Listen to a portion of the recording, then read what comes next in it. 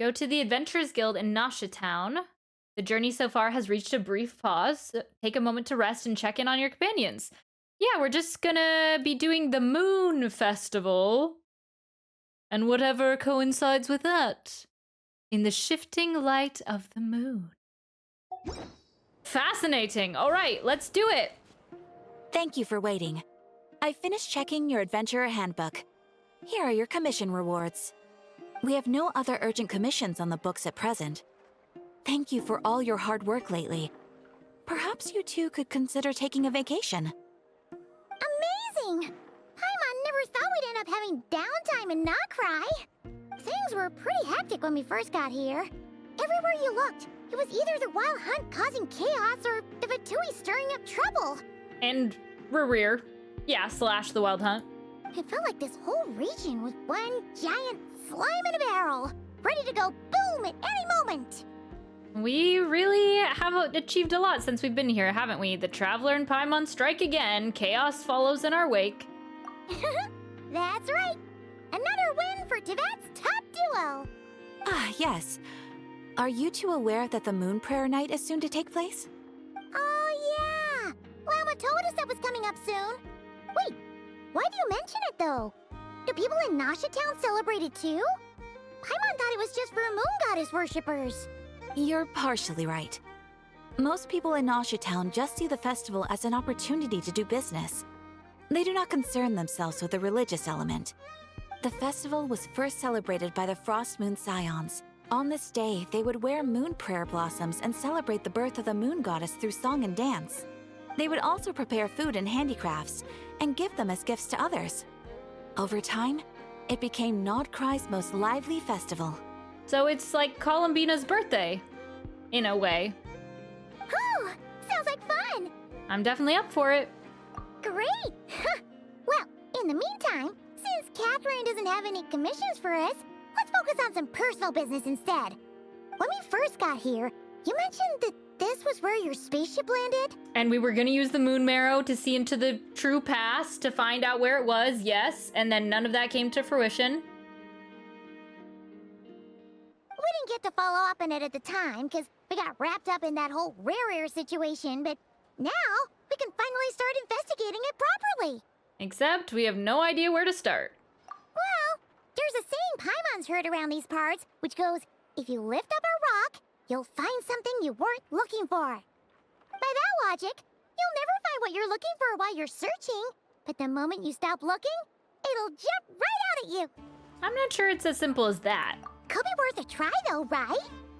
Anyway, Paimon suggests we focus on other stuff we want to do for now, and just keep an ear out for spaceship-related intel as we go.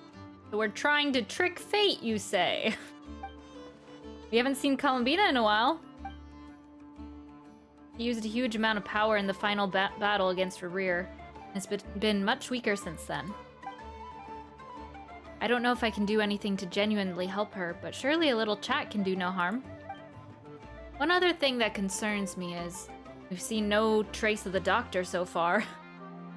Yeah, in a couple regions. What's wrong? She looks super serious all of a sudden. I was just thinking about Columbina and the doctor, but so that's kind of random, no? Because we have not brought up the doctor in our entire time here in Nod-Krai. Or Notlin or Fontaine. Huh? Paimon gets why you'd be concerned about Columbina, but what does the doctor have to do with anything? We learned back in Notlin that he's been investigating the moon. We did? But he's been suspiciously absent so far. Ah, okay. Maybe he's the one that actually wanted the moon marrow. Since, Sandrone said that someone else had a commission out for it. Oh, that's true. And now that you mention it, we're definitely overdue for a showdown with the Vatui. Because we've been getting along! It is weird that he hasn't shown himself this whole time. What could he be up to? Engrossed in one of his experiments, perhaps? Either way, his current inaction is a good thing. True. Paimon would much rather deal with Marionette anyway. She says the meanest things, but when it comes down to it, she doesn't seem like a bad person. Even though it was really weird that she brought up all of the Fontaine World quests at the end of Act 4, but we'll let it be for now. Maybe it's the pressure of being a Fatuse? Especially as a Harbinger. Does she feel like she's gotta act tough to keep up appearances or something? Maybe. But then, every time we headed out with Rarier, she always wound up having to repair Polonia and her other robots. That's gotta sting. Losing face always hurts more for people who care a lot about their image. She's probably still furious about it. Paimon, I have a feeling she might have heard that. What? Relax, she's not even here. Huh? What's the matter? Oh, nothing. Sorry, we'll be on our way now. Where are we again? Oh yeah, Columbina? Right, yeah, let's go see Columbina. I do forget that Catherine is listening and probably transmitting everything we say back to her. Oh, but Catherine wouldn't harm a fly! Intentionally. That would be pretty cool if we fought Marinette. If she brought out just like 1,000 Catherines. Just like pummeling us into the ground. We wouldn't know what to do. Then we'd have like so much PTSD around Catherine. Hey, she's sitting up. Is me sitting here a rare sight? No, we just thought you'd be resting. Perhaps I would have been, were it not for the sudden arrival of some unexpected guests. Not that I consider it a disturbance. After all, you are the only ones who are free to enter. Would it not be a little unfriendly of me to lie down while we speak? I didn't realize you put so much thought into little things like that.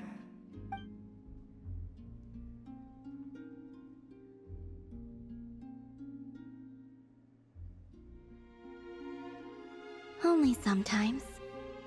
There have been moments lately where I think about you and your companions. They are warm, mysterious, and cozy memories. Very few of my past memories are anything like that. They say that travelers return home bearing bags full of souvenirs. But my luggage was empty, and I believed it would stay that way. Return home? So, you're still planning on returning to the moon? How would she get there? Through another moon portal? But I don't think her portal, like, went to the moon. Otherwise, it would just be her and Rarier sitting there having a cup of tea. But I felt like her moon portal's just, like, it's almost like, it just drops you into space somewhere.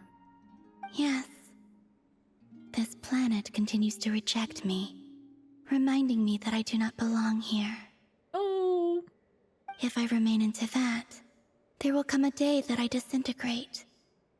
And I don't mean reduced to dust, or turned into food for the flowers. I mean, I will cease to exist entirely. All right then. Well, we're sure gonna miss you. But it sounds like we'll have to say goodbye. We'll probably work a way around that, but for now, yeah. How do you intend to return? The moon prayer night is soon to arrive. On that day, the moon will be closest to Tevat. Oh, she'll be leaving on her birthday. The Kuvaki in this land will reach its peak at that time. I merely need to grasp the tide, and with relatively little effort. Oh, Paimon gets it! It'll work like a slingshot! You make it sound like she's gonna get blasted up to the moon. If I did that, I suspect I would crash into the false sky. I will be using a much gentler approach. But I do like the analogy. It's fun. Now all I can imagine is her, like, just being propelled like a rocket towards the false sky and just splattering on the wall. And then slowly...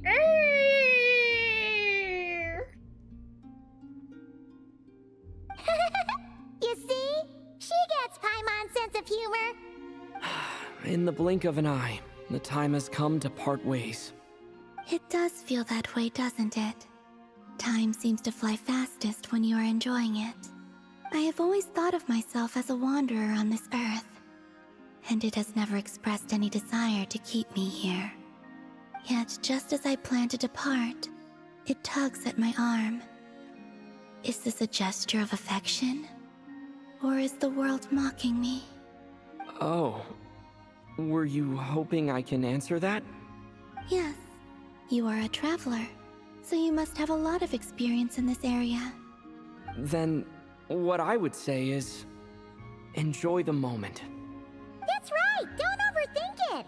Happiness is happiness and joy is joy! The point is to enjoy it, not analyze it! I see.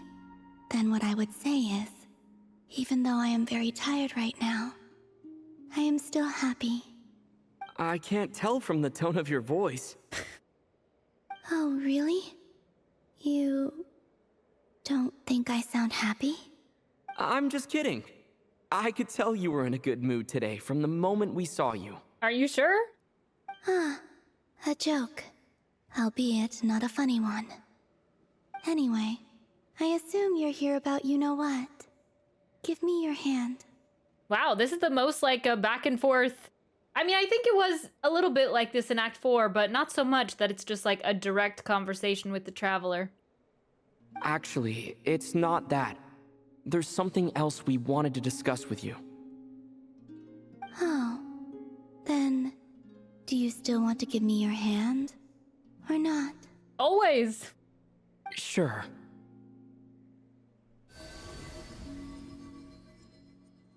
Law. Thank you. So, I've heard that in the Moon Prayer Nights of the past, people here would hold celebrations in the Moon Goddess's honor. Since you helped so much in our fight against the Rehir of Solnari, I think you deserve a farewell party before you return home. I haven't asked everyone else for their opinions on this yet, but I'd like to invite you to join the upcoming Moon Prayer Night. I've never joined a moon prayer night before. I'm not sure what I would even do. Oh, don't worry about that! We take care of everything! All you need to do is show up. Of course, there's no need to force it if you're not feeling strong enough. It's just, this kind of felt like a golden opportunity. But they call me Kutar, and the Fatui have an arrest warrant out for me. I shouldn't appear in public right now. Yeah, there will definitely be complications, but... I'll make it work. You have my word. Yeah, we got your back! Well, he does. Paimon's actually not too sure what he's planning. Yeah, we shouldn't worry about it since I'm pretty sure she just, waltzed into the Fatui headquarters to meet with Sandrone the other day, so... All right, if you're sure. I will not refuse your invitation. I suppose it wouldn't hurt to pack a few more sights from this world into my suitcase before finally learning what my homeland looks like. Oh, if you see Lauma, please tell her that my answer to the question she asked me is neither yes nor no. Rather, it is, there is no need. That was kind of cryptic, but sure. Guess it's between the two of you. We'll pass along the message. Bye for now. And what I was saying last time about the traveler dialogue, this time it felt better.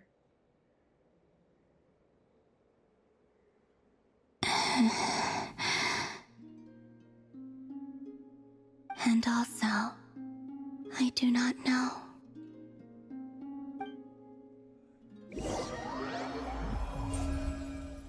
I'm pretty sure that means that she's getting weaker, right? Since she's agreed to join the festival, let's go see who else wants to take part. Lauma's gotta be the person most familiar with the Moon Prayer Night. We should start with her. Also, what exactly is your plan to keep her safe? Not sure yet. I'll figure something out. Oh, that's cute! What? Are you serious? And Paimon even gave you her vote of confidence back there! When did you become so sneaky? Whoa, the traveler's like becoming their own person. Slightly. That would be cool if like the traveler started to have more lines and Paimon started to have less. I mean, not that I have anything against Paimon, but it would be interesting if we saw that come to pass as the traveler became more powerful, or as we got closer to the end. So maybe she needs to have this moon prayer night happen in order to return some of her power as well. Maybe she's... Oh, look, it's so pretty! Maybe she's really out of it right now. They're getting ready for the festival. Hey, Llama! It's us! Huh? Varka? What are you doing here? Beats me. I had a bit too much to drink last night, and when I woke up, I was on Hisi Island. Me too, my guy. Not really, but... Mr. Varka is helping to oversee Nasha Town's preparations for Moon Prayer Night. He is here to go over some details regarding the decorations and custom cloth designs. Right, yeah, that too. What do you mean, that too? So preparations are already underway? Yes. Celebrating this festival is a long-held tradition here in Nod-Krai. On this day, the crescent moon at the top branches of the verdant crest turns into a full moon, and the moon prayer blossoms bloom with a special radiance. Our people take these to be blessed omens. It's an especially welcome event coming off the back of all that nasty business with Rare. Everyone got put through the ringer recently, and now they're looking to turn their fortunes around. The big shots in town all agree that a big, lively celebration is just what we need to rebuild people's faith in this place. No wonder Catherine said that people weren't so bothered about the religious element. That's right. It's become more of a local custom by this point. The celebrations have little to do with whether the religious stories behind this event are true or not. Even the Frost Moon Scions are eagerly awaiting the coming of Moon Prayer Night, despite now knowing that their past beliefs were founded on a falsehood. That's fair. It's a bit like the Lantern Ride in Liyue. It's a chance for people to enjoy themselves, not debate the existence of the Adepti. Although in their case, the Adepti definitely do exist. We've met them plenty of times. Oh, one other thing. We just went to see Columbina. We went ahead and invited her to take part in the festival this time. Hope it's okay. Wait, so... you mean she agreed to it? Huh.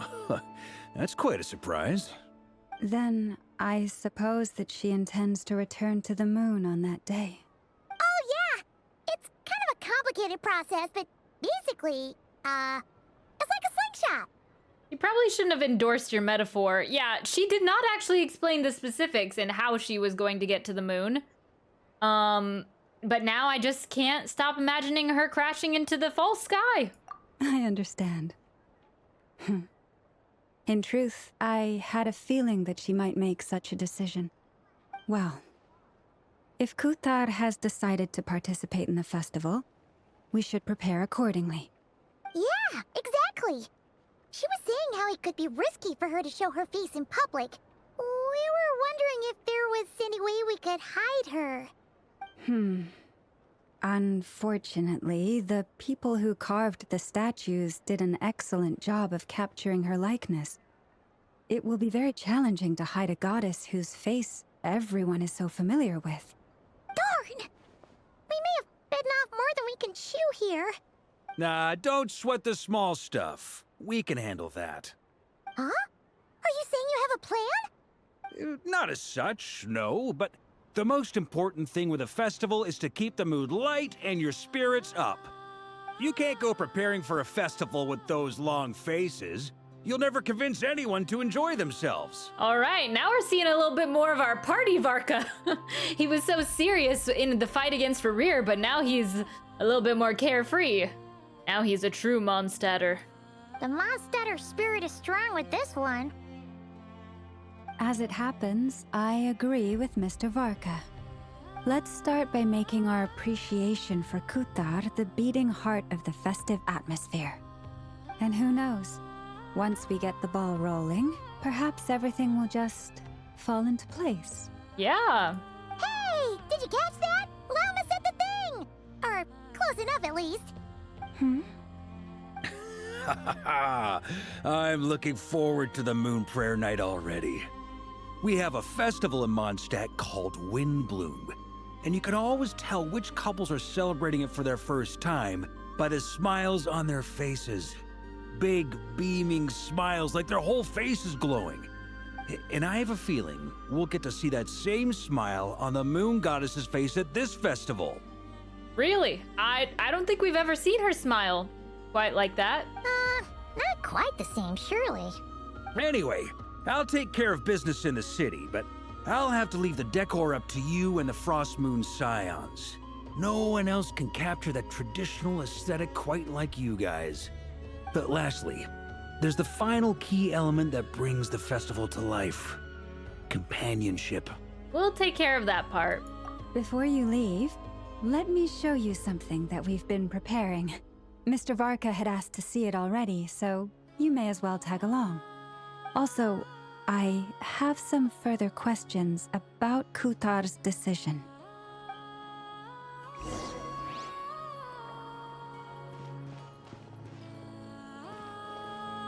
Man, Varka's big. He's so tall. Huh? What's this?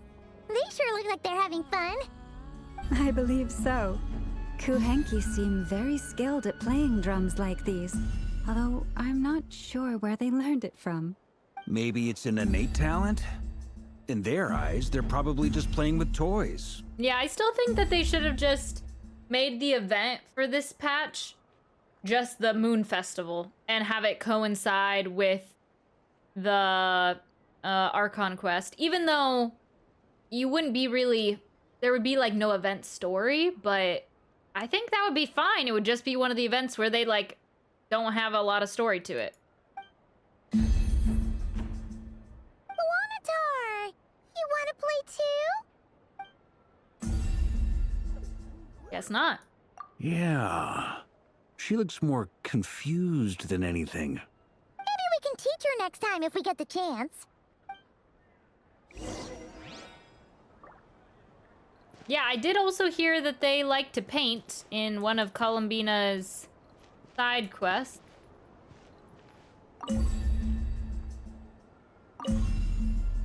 Could we do a little instrument here, except it's still on the same key?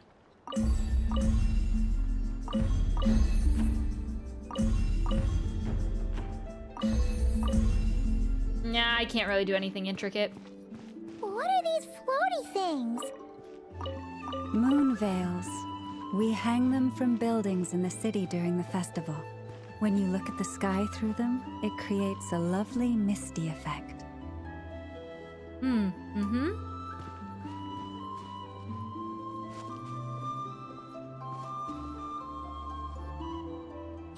seems hard at work. They are preparing items for Moon Prayer Night. For instance, the sculpture being made over here, Mr. Varka and I were just finalizing the details of where it will be placed. Ah, there she is. I didn't know the finished article would be so large. Not to worry, though. All the necessary arrangements have been made. Just let me know once it's ready, and I'll get some people to ship it over. You have my thanks. And over here, we are preparing a very traditional confection. Oh, look at all these colors! It looks great! Can Paimon try one? Of course. I have a feeling you'll like it a lot. You bet! Sweets and treats are Paimon's favorite! If you included those in the Feast of the Moon, I bet Paimon would have joined the Frost Moon Scions by now. There will also be verdant crests like this present in Nasha Town during the festival. The timing of Moon Prayer Night is not completely set in advance. We make a rough estimate, then observe the changes in the verdant crests and moon prayer blossoms to guide us. As such, the wait itself is a fun feature of this particular festival. So with this special program, they were saying that because the moon is so close, that we would be able to see like phantoms and there would be strange things happening. Here. To tell the truth, I am very surprised to hear that Kutar is willing to participate in the festival. And I mentioned that my theory was that how Lauma said if we looked through the moon mirror, we could see the true past. And I think it's something akin to that power is amplified and we're able to see the true past through phantoms and structures that weren't here previously. But I wonder, so we're not getting a new area, but one thing that I said was that we could get a semi-new area with all these phantoms that now are on top of the land in Nod-Krai. But I assume it's just a temporary thing with the quest.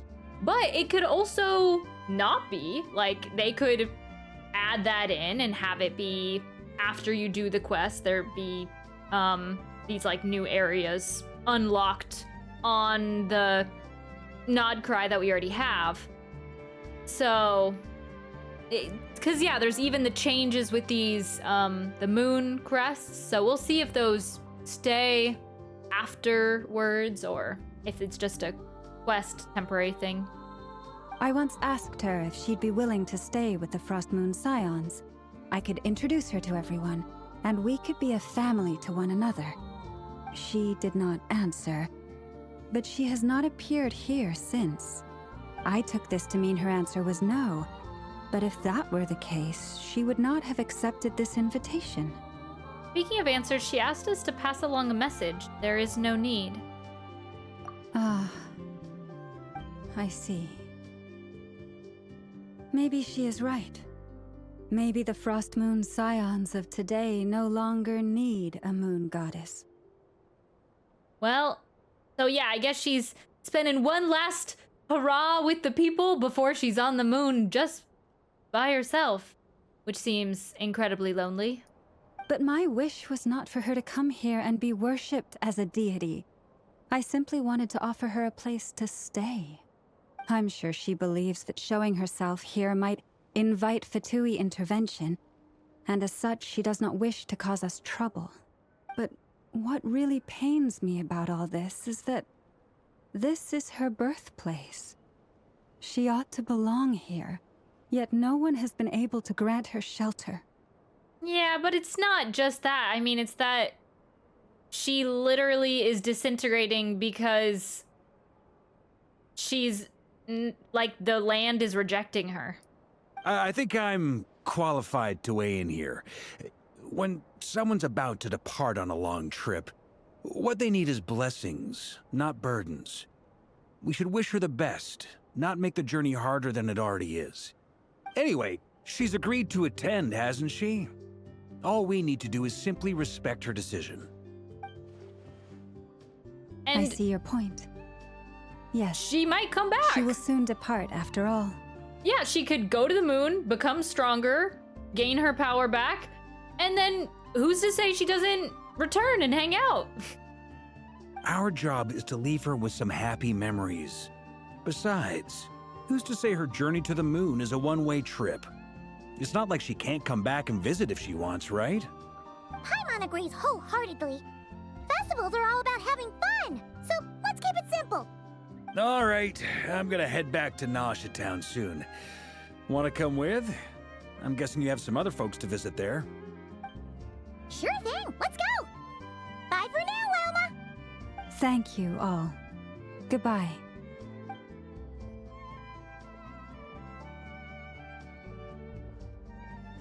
A traveler needs blessing, not burden. Sounds good in principle. Will blessings alone be enough for Columbina? When the stone is lifted. Not quite sure what that's referring to. Huh? Hey, talking about? Your guess is as good as mine.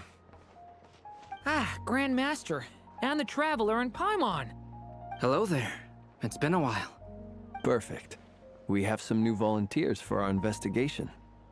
Man, all of these characters have just so many little metallic details on their outfits. I enjoy. Sorry, what investigation? Wait, let me guess. The righteous Lightkeepers are finally ready to hunt down the Abyssal Dragon?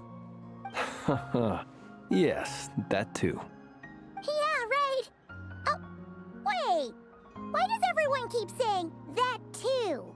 Well, to be precise, the facts match, but not the causality. Wait, so I guessed right? Half right. Don't act so impressed with yourself. Maybe I can explain. We ran into Mr. Flint's north of Nasha Town. At that time, we just noticed a few abyssal creatures out in the wild, but the strange thing was, I didn't detect any traces of abyssal energy on them at all. On closer inspection, we realized that they were not real monsters, but something akin to reflections in the water, or perhaps a mirage. Huh? What do you mean? Like, you could see them but not touch them? Exactly. It was very peculiar. They roared and tried to attack us, but we could not make any physical contact with them. I think I've heard of things like that happening in Nod-Krai before, but I don't know much about it. Yes, it's a known phenomenon. Mirage-like illusions tend to appear in Nod-Krai in the run-up to Moon Prayer Night. From a distance, they appear quite real. I myself thought that Misters Durin and Albedo were locked in battle with abyssal monsters when I first arrived. But after sharing intel and investigating a little further, we can confirm that these illusions are harmless. There is no great cause for concern. No, I see. I'm glad they weren't real. I thought they would have been, not harmless, but okay. All the Mirage stories I've heard are either animals, rocks, or small houses. Abyssal monsters, though? That's a first. It's a first for me, too. So I'm planning to look into it further just to be on the safe side. I intend to inspect a few more locations. What about you two? Any plans? Alice contacted me a few days ago. She'd like me and Durin to assist her with an experiment. But we lost contact shortly after receiving the message. I'm sure that comes as no surprise to anyone familiar with her. Which means Alice is gonna be coming here. I'm so excited. We don't know when the wind will blow, yet when the wind blows, we will know. That, in a nutshell, describes how Alice operates. Yeah, that tracks. Okay. Well, I suggest we investigate this Mirage business in the meantime. It's piqued my curiosity, and I'm pretty sure I know someone who will already be 10 steps ahead of us. Well said. Right? Whatever's happening in Nod-Krai, she always seems to be the first one to know. Let's go see what she knows. We can invite her and her staff to the festival while we're at it.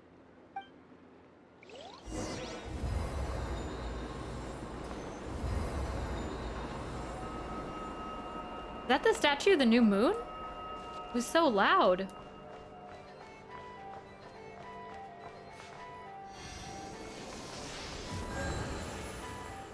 It didn't quite sound like it, though. Huh. Alright. I don't know why Nefer would know about it, but I guess she's mysterious like that. You're right. I have noticed. There's certainly something a little fishy about this situation. Only a little, though. Records indicate that this phenomenon can occur in the days before and following Moon Prayer Night. That said, it has always been a rare sight in the past. The odds of encountering these phantoms are similar to looking up in the night sky, happening to see a shooting star, and managing to make a wish before it disappears. But this time, either everyone's getting lucky, or they're appearing far more frequently than usual. Yehoda's out gathering intel as we speak. In the meantime, let me check off some points of interest. First, the Abyss. The ones we saw seem to be abyssal monsters. Indeed. But we have identified one location where many more of them have made an appearance. And not just monsters, but human phantoms too. Given the scale and nature of the phantoms, it's almost as if someone's last memories are coming to life. Or perhaps the memories of multiple people. Rerere's memories? No, probably not. Felindus's memories? Oh. Just Conria in general? All of Conria is resurfacing. So you mean the phantom monsters are hunting down the phantom humans? Exactly. The phantoms can interact with each other, but we have no means of intervening. In addition, some of the human phantoms would seem to be from the very distant past. This is clear both from the clothing they wear and the stories they tell. They claim to be from Hyperborea, a name which I've heard from Lauma before. If this is true, it means they must be from 6,000 years ago. Yeah, the nation that originally celebrated the Frost Moon. Did Paimon hear that right? 6,000 years? It sounds like this merits further exploration. That'd be a big help. I'll leave it with you, Albedo. My knowledge of ancient history is non-existent. I used to doze off every time the pre-Knights of Favonius era came up in class.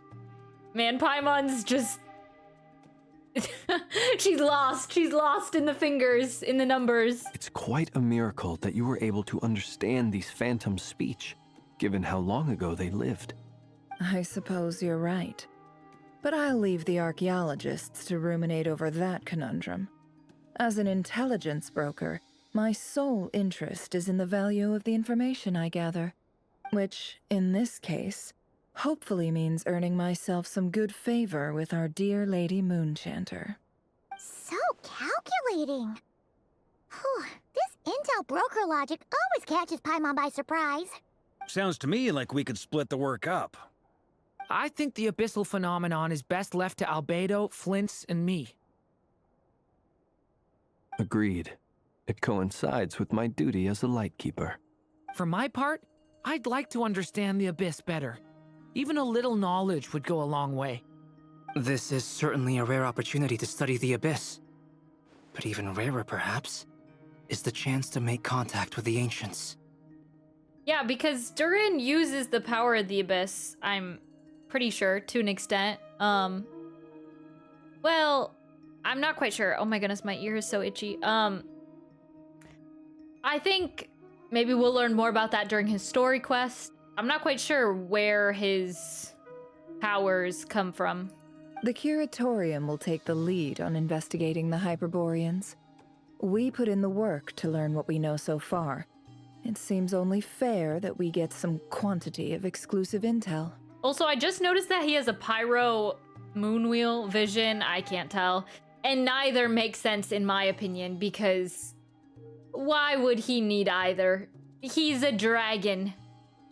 And he uses the abyss, kind of. It, like, none of that makes sense to me, but I did just notice it above his tail. That just leaves our trusty team of 2 unassigned. Seems like it, yeah. Wait, we're a team since when? Since you became an honorary knight, of course. This was part of my grand plan all along. Ha ha ha! Oh yeah! By the way, we managed to convince Columbina to come to the Moon Prayer Night celebrations. Would you and Yehoda like to join too? I'm not quite sure what it is, but I feel like they just got a whole lot more saturated. I'm not quite sure if it's my screen or maybe it's just the lighting in here, but I'm like, whoa, the Traveler looks so orange. She agreed to that? Huh. Quite an achievement. Never underestimate the Traveler, I guess. I'd be happy to join. No point shutting myself inside when the streets are all decked out. I doubt any clients will be visiting during the festival in any case. And Yehoda loves a party, so I'm sure she'll jump at the opportunity. No. No. No. No. No. No. No. No. No. No. way to contradict me in front of... Wait, no, that's not what I have bad news, boss. So many people. All right, everyone inside, quick.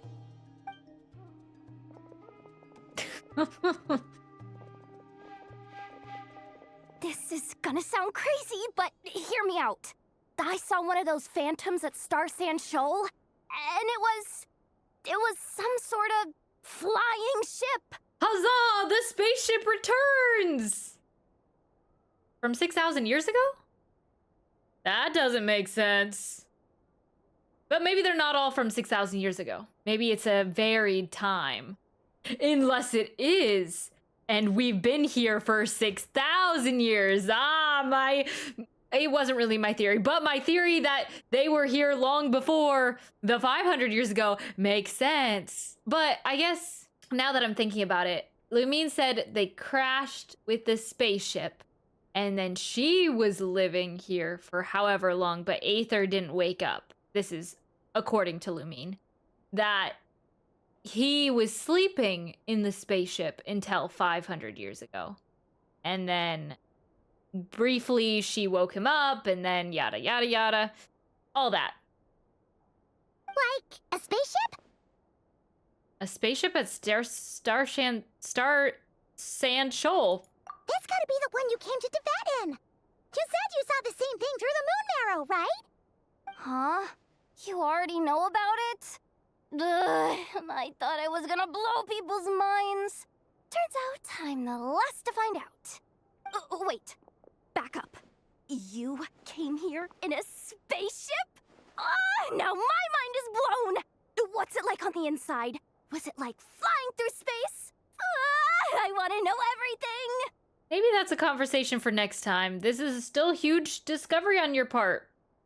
And we don't remember. Yep, exactly. Huge discovery. You're the best, second best intel broker in the world. After your boss, of course. Wow. Really? Well, I don't know if I'm all that, but... I guess that decides where we're heading next. Come on, don't look at me like that. I know the spaceship doesn't have anything to do with me, but you don't want to leave me as the only one twiddling my thumbs, do you? Please? You don't want to go drinking at the tavern? Fair enough. You can tag along. In that case, let's meet back here to discuss our findings once we're done. Oh, Durin's so cute. I wish everyone a productive investigation. You too. Okay. We're teaming up with Varka. What's up, boss? Aren't we gonna head out?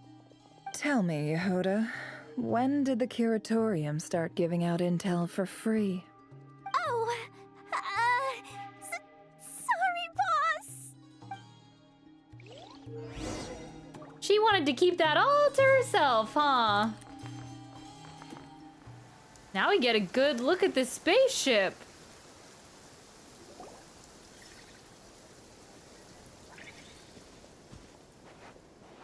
It's pretty sizable. What do you know? Yehoda was right on the money. This phantom really is your spaceship. But that's so weird.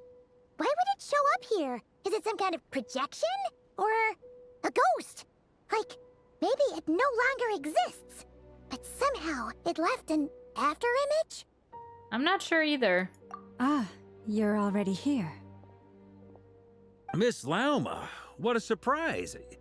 I thought you were busy with festival preparations. Also, I just noticed the Traveler had a full-on conversation with Columbina, but I don't think he's said anything to anyone else since. So, and I can't remember when the Traveler spoke the other time. Is that like a purposeful thing that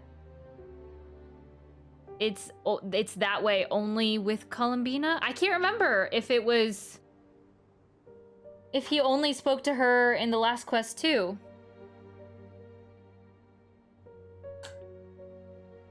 I was. until one of our people informed me that a strange sight had appeared at Starsand Shoal. No one's ever seen something quite like this before. I thought I should see it for myself. Same here. Oh, so we heard that these things appear around the festival period. Any idea why that is? Unfortunately not. We have very limited information about them, since they can't be interacted with. And no human phantoms have ever made an appearance before now. The most we've been able to deduce is that these sightings appear to be connected to the increase in Kuvaki energy around this time. Let's look around and see what we can find out.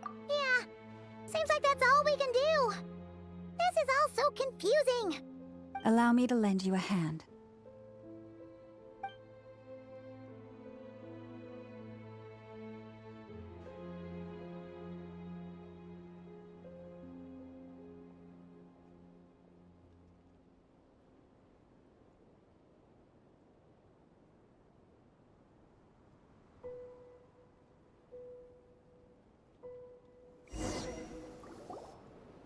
Everyone, our friend here should be able to provide us with some information.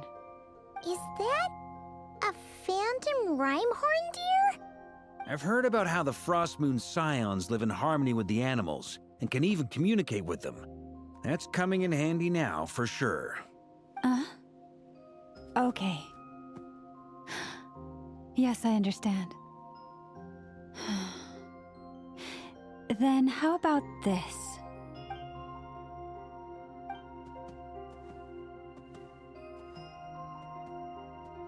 Oh, it's leaving. It appears to share our curiosity about this giant spaceship, so I asked it if it wouldn't mind investigating along with some friends.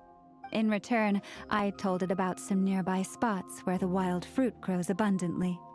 We may live in a different era from these phantoms, but I trust that the terrain, climate, and ecology here are more resistant to the effects of time than some things are. Let's give them a moment and hope for the best. After a few moments, the Rhyme-horn deer and its companions return happily. All back together? Must have been a lot of fruit. Indeed. Now let me ask them some questions.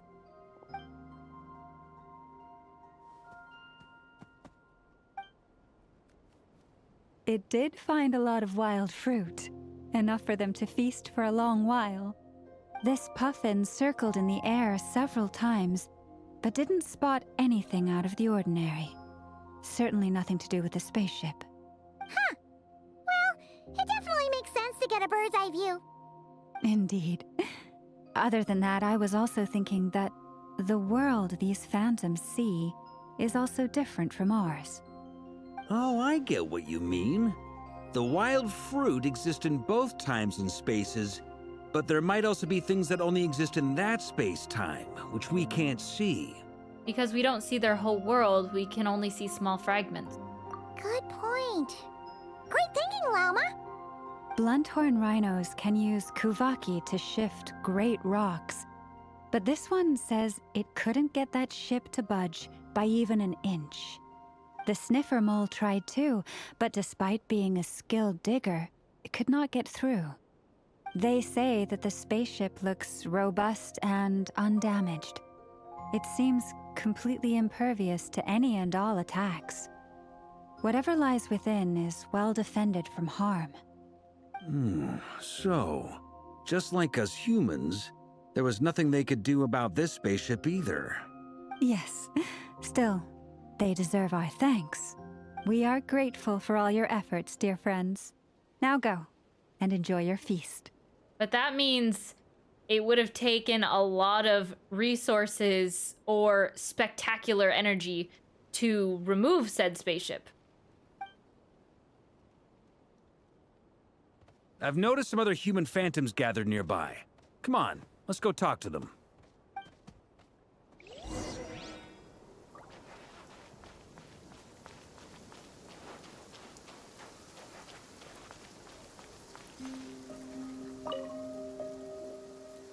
What is this thing? I've never seen it move, and there's no way to get inside. Goodness knows. My grandpa says it's been sitting here at least since his grandpa was still alive. What about his grandpa? Did he say anything to your grandpa's grandpa about it? Huh? I don't know. In all likelihood, it was here back then too. Hard to imagine something this huge could move. Guess that means that as far as they're concerned, this ship's been around a long time. But what era are they from?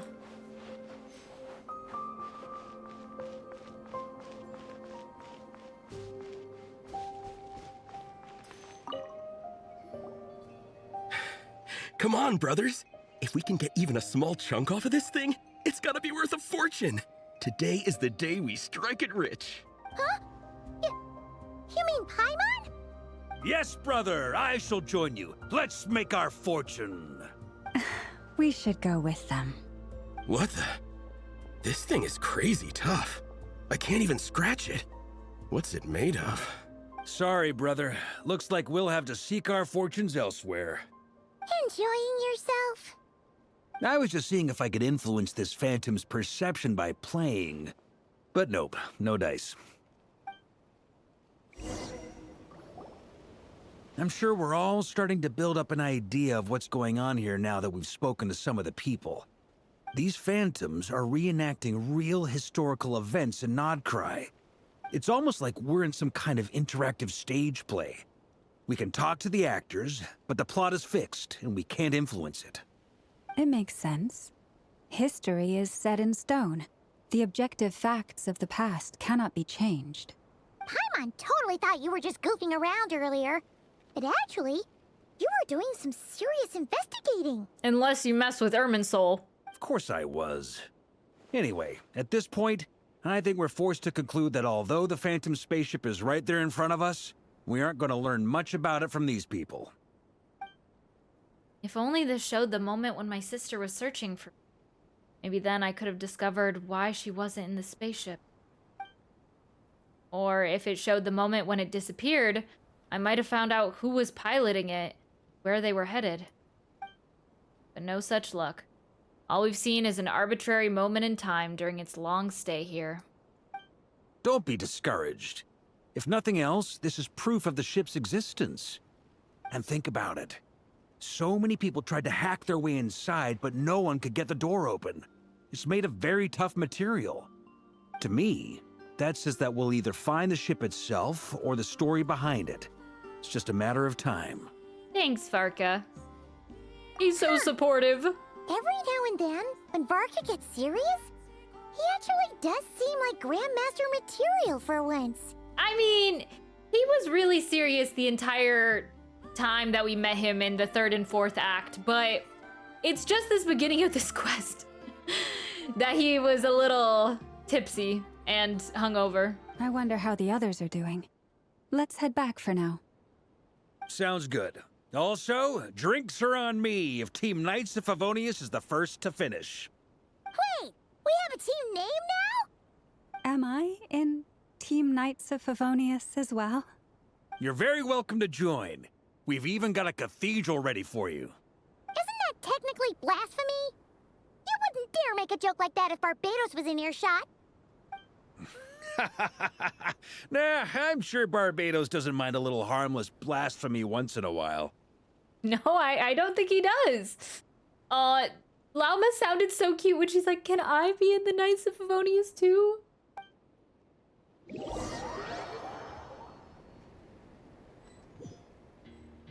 Yeah, I need to see Varka hanging out with all the Knights of Favonius and Venti.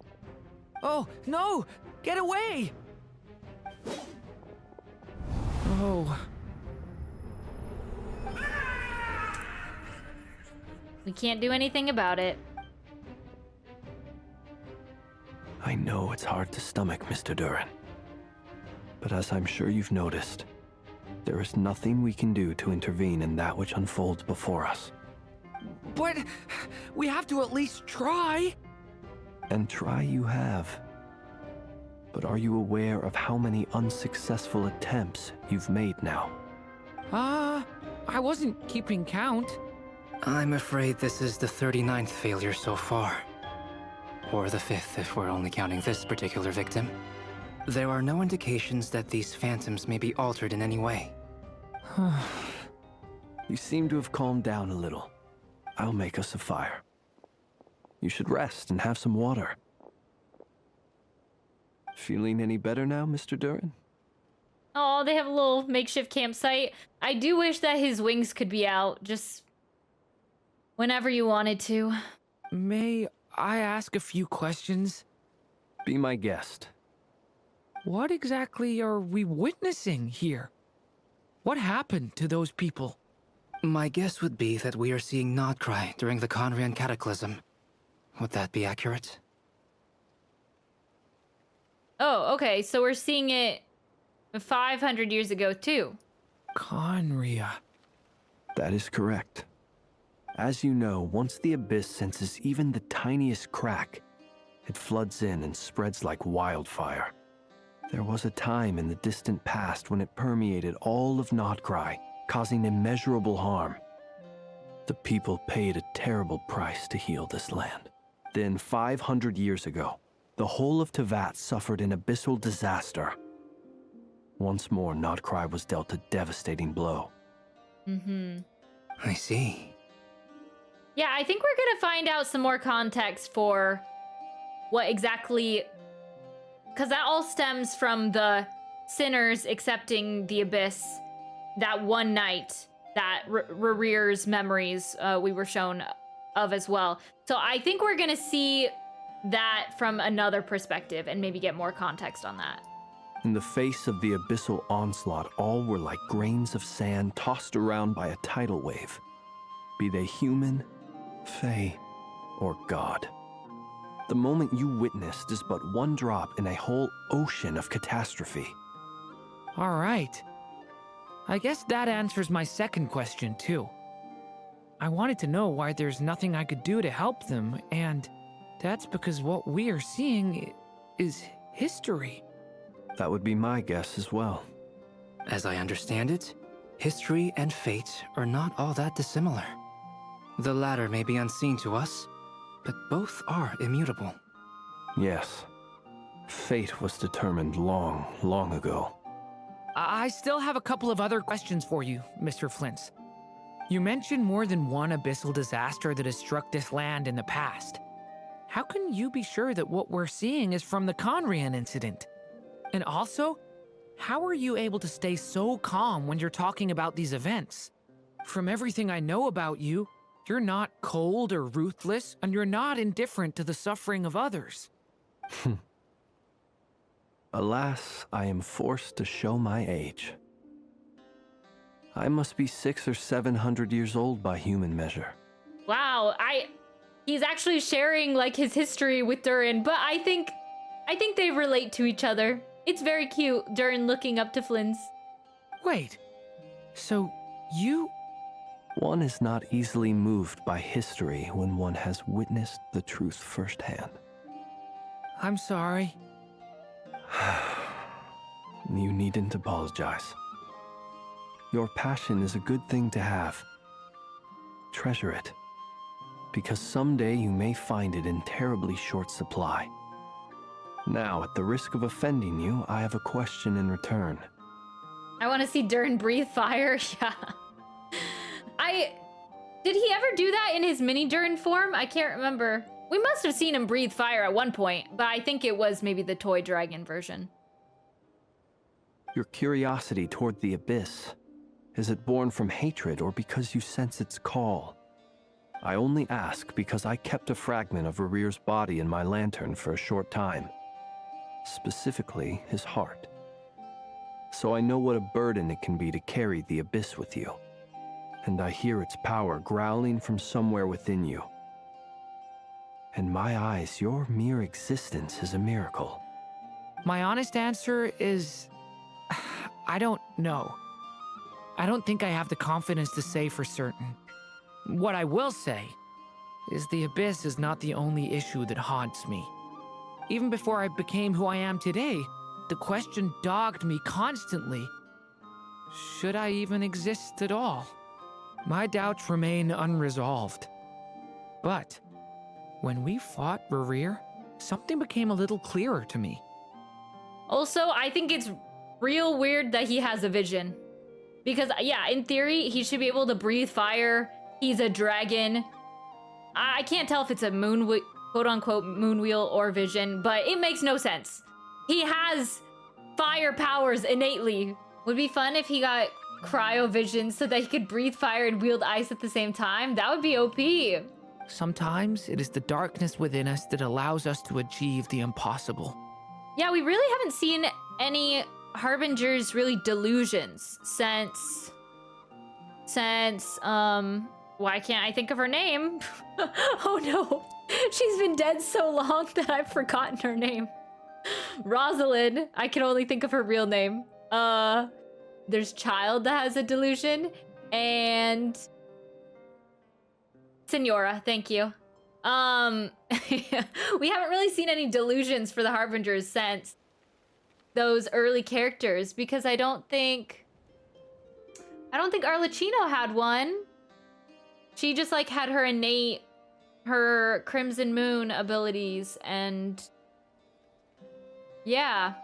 So, yeah, I kind of imagine it being like a delusion in a way if he was able to wield both. But yeah, that would be crazy.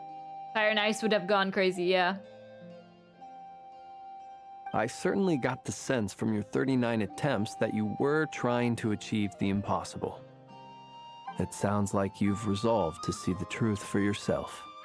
Absolutely. In that sense, he and I are quite similar. Then I wish you every success. I look forward to the day of your transcension. Well, if everyone's caught their breath, I suppose we should head back. Oh, and one last thing. I'd appreciate if you kept our discussion about history a secret. I like them all together. They seem to get along. They all have like quirky personalities in a way. Kazu had two visions, Electro and Anemo. Our separate investigations led us all to the same conclusion. Hooray for consensus! Yeah, but we barely learned anything though. I totally thought this would be the mother lode. Talking with the ancients? I mean, come on! But nope. All we got was useless snippets of conversation. And all this stuff about moons and hyperopia. What a load of baloney. Seems like people back then had a few screws loose. I understand your frustration. We found the same issue. Each phantom only showed a very brief moment in time.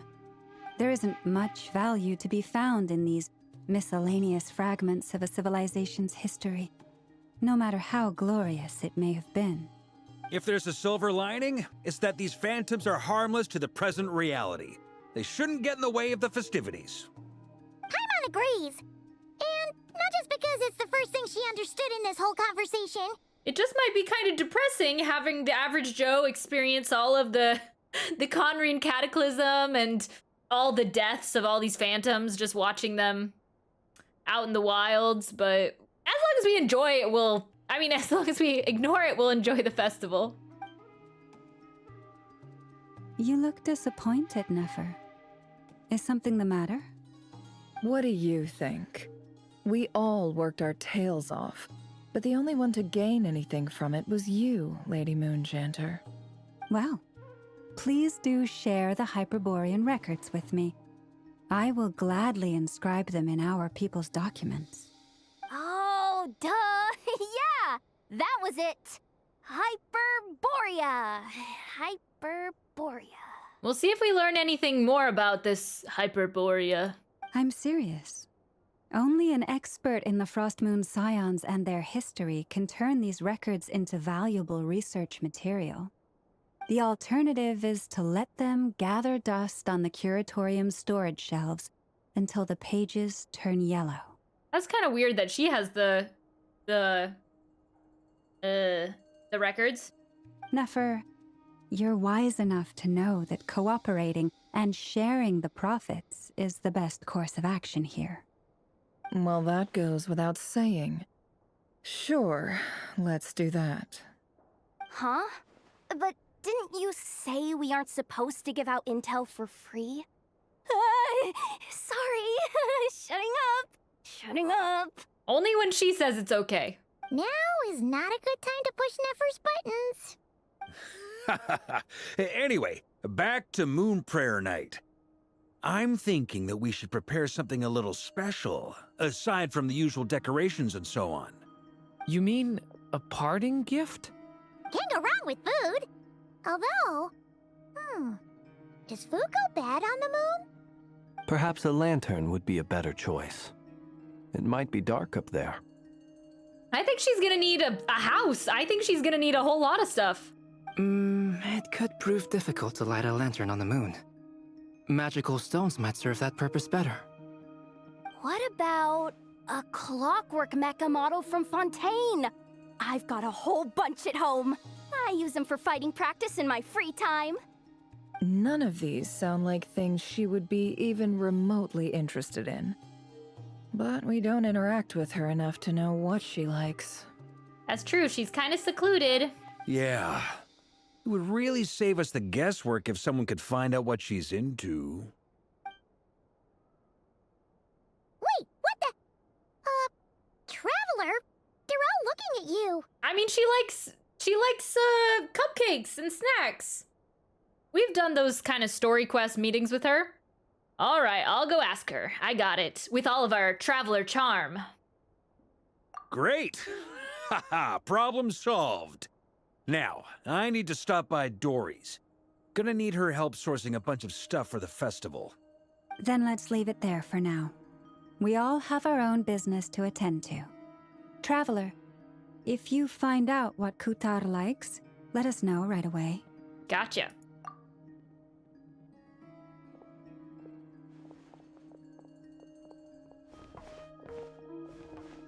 I forgot to drink water. Is something the matter? That's my line, Durin. You seem a little down. Let her be secluded. Yeah. I wonder if she'll take her... Okay, well, we're having this theoretical going away party for Columbina, but I don't think she is actually leaving. Ultimately, she's probably still staying here for whatever reason. But in theory, I would think she would take all of her little moon buddies with her. Those little... What are they called? I'm fine. It's just... I'm still feeling a little rattled after witnessing the horrors of the Abyss. The Kuhenkis, yeah. But it's okay. This is something I have to work through. I'll be all right. Thanks for your concern. Well, don't put too much pressure on yourself. If you ever feel like something's wrong, physically or mentally, we're here to talk. Don't forget, I'm a member of the Knights of Favonius. You can always rely on me. We were there for your birth. Come on. Stop treating me like a kid. Oh, I was there at your side when Albedo brought you out of your dragon form. I saw it with my own eyes. Your reincarnation. I can treat you as a kid.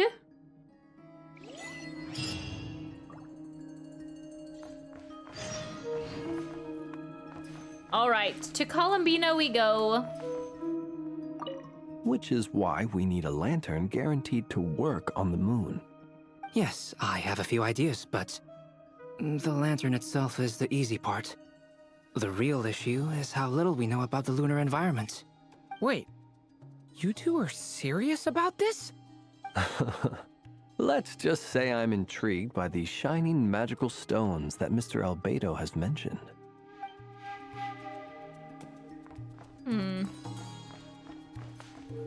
Miss Lauma, would you accompany me into town? I think it'd be best if you saw the Frost Moon Scions decorations for yourself. Very well. Let's go. I wouldn't have thought of them as a pair, but they've been hanging out quite a bit. Columbina, we're back! Huh? She's not here. I can't sense her presence at all. Weren't there a few Kuhenki here last time too? Where did they all go? Oh yeah, and I forgot about these flowers. I think she's losing her energy? No, she's already disappeared! Maybe she took them out for walkies? Ew. Walkies? For Kuhenki? You're not pets, you know. Oh, well. Looks like we just came at a bad time. Let's try again tomorrow. There's still a few days until Moon Prayer Night, so we're in no rush. Besides, she needs time to rest anyway. This is way too ominous. What if she's invisible? Fair point, let's go.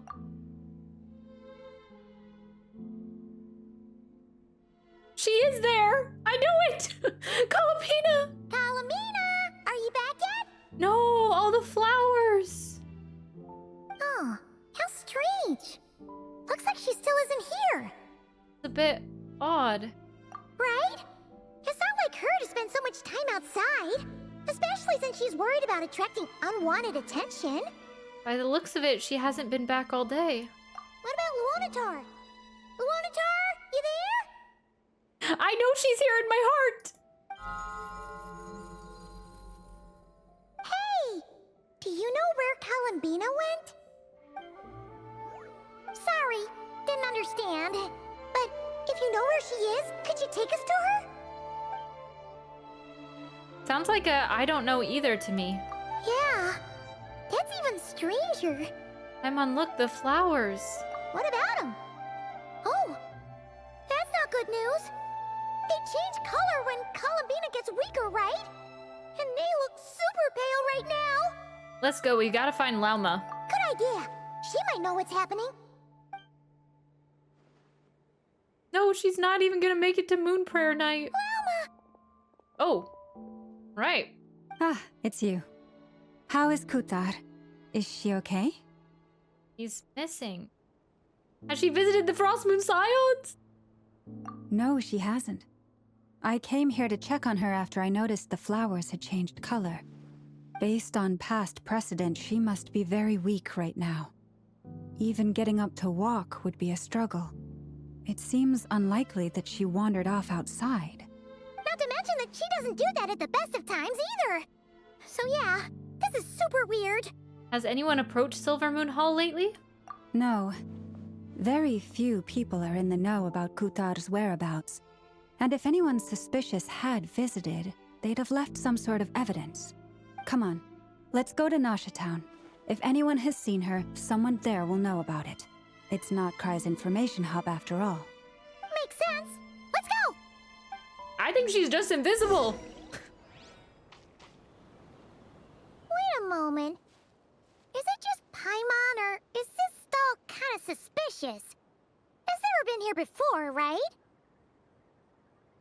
It looks kind of celestial. Like Mona's? Maybe? Or like a storybook. Hexenzirkel written all over it. No, I don't recognize it. Alas, your free and easy adventure time is over. Now, prepare to face the final boss of Nod-Krai. Is that Alice's voice? Whoa! Where'd that voice come from? No, I can't imagine. Alice, why are you always messing around? Not sure, but it's definitely hostile. No.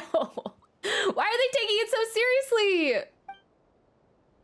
No, not that way. The final boss is right here. The sniffer mole? That's the final boss? Surely not. Also, the voice is a little familiar. Okay, the jig is up. I'll stop teasing you. Turn around. I'm right behind you. I'm not ready. Show her to me. I'm not ready. It seems I've managed to leave quite an indelible impression, even though you've never seen my face. Ah, nothing could make a great maid more pleased with herself. Why is she adjusting the camera? Like she knows we're watching her. Oh my gosh, that's like one of the best introductions I've ever seen. Alice, great adventure of the realms, Dodo King, defender of old Mondstadt, etc. but most importantly, mother to most adorable Klee. She's got her own Fatui Harbingers. She's got her own Hexen Circle intro. Damn. She's incredible. I can't believe she's not a speakerphone or a light post or whatever. She did. She fixed the camera. Oh. We're just gonna keep her here forever. A hostage. Alice. What? Why is all this breaking of the fourth wall? What is going on? I've heard that all the big shots in Teyvat have long, wordy titles that stun people speechless when they make their entrance. Unfortunately, none of them are affiliated with the Hexen Circle, and we ourselves keep a very low profile. The notorious name-dropping doesn't quite work for us. Still, I, for one, think I'm really quite amazing. That was quite amazing. So that didn't stop me from coming up with a title anyway. Alice? It's really you this time? Not a lantern or a Dodoco, but Alice in the flesh? I'm Paimon. I'm still Paimon. No lamppost this time. Huzzah. Oh, that's right. So, what do you think? How does it feel to finally meet me? I mean, it feels like it's not even real. It's crazy. I'm just in shock and awe. Oh. You look like... You look like Klee. You look so young. You look great. Oh, that's the first thing you thought. A little surprising, but that actually makes me very happy. She is truly mother, yes. Because that means that when Klee grows up, she'll be just as stunningly beautiful as her mother. Oh, she's so magical too. So she's a friend of yours? Yeah. Kind of. This is actually the first time we've seen her in person. Yeah, I never thought we'd make it to this point. I see. Madam Mage, that was, quite a powerful entrance.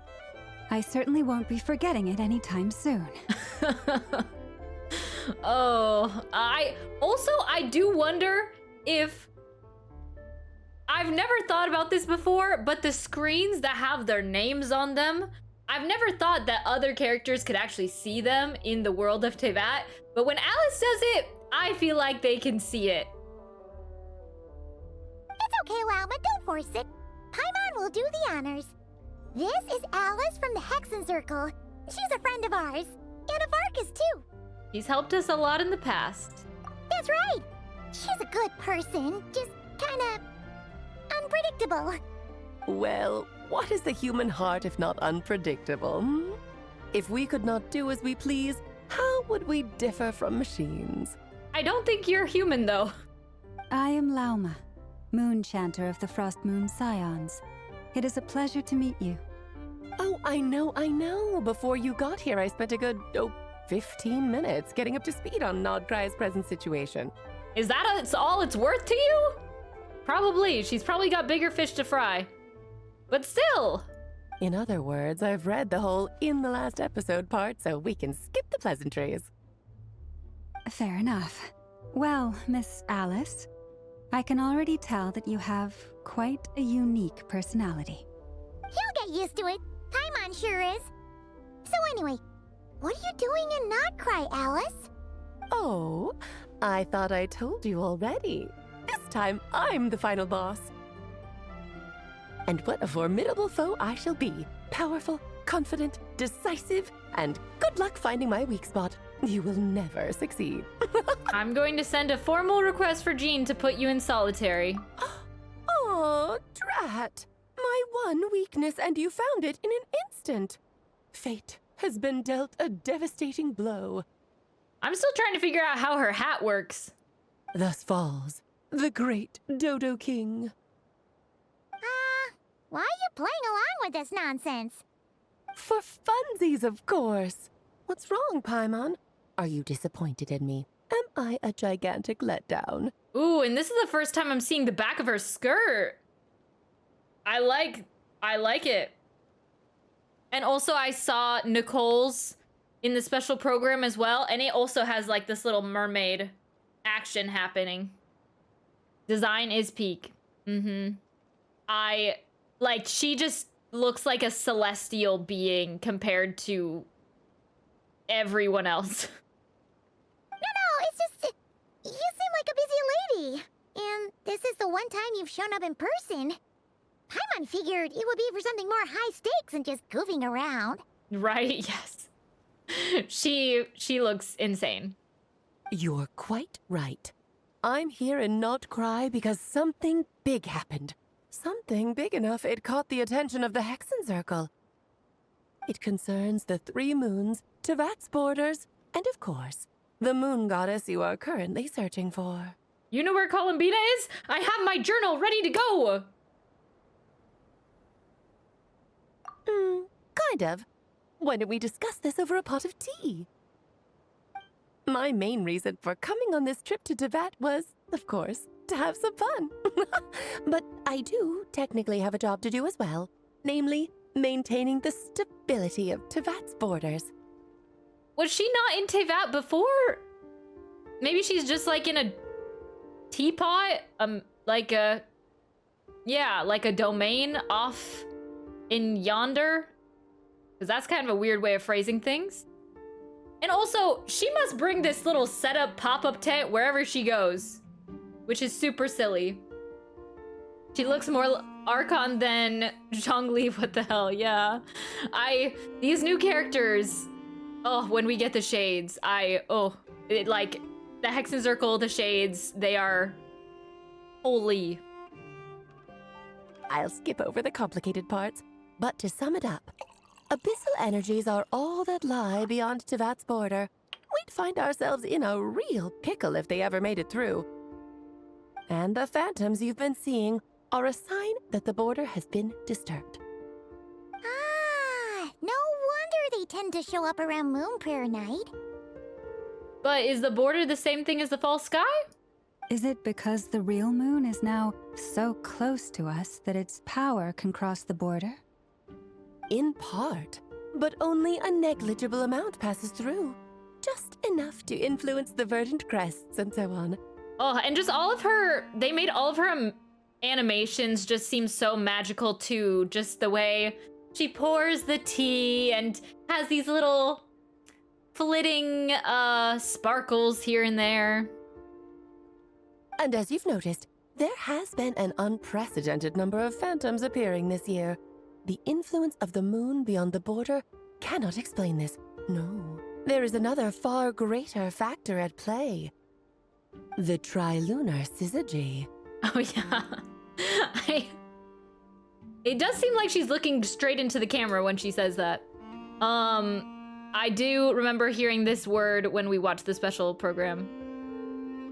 Syzygy is such a snappy word. A trilunar syzygy. Eons ago, before the heavenly principles came to Tevat, it was the then 3 moon goddesses who controlled the laws of this world. You're talking about life, death, and such, aren't you?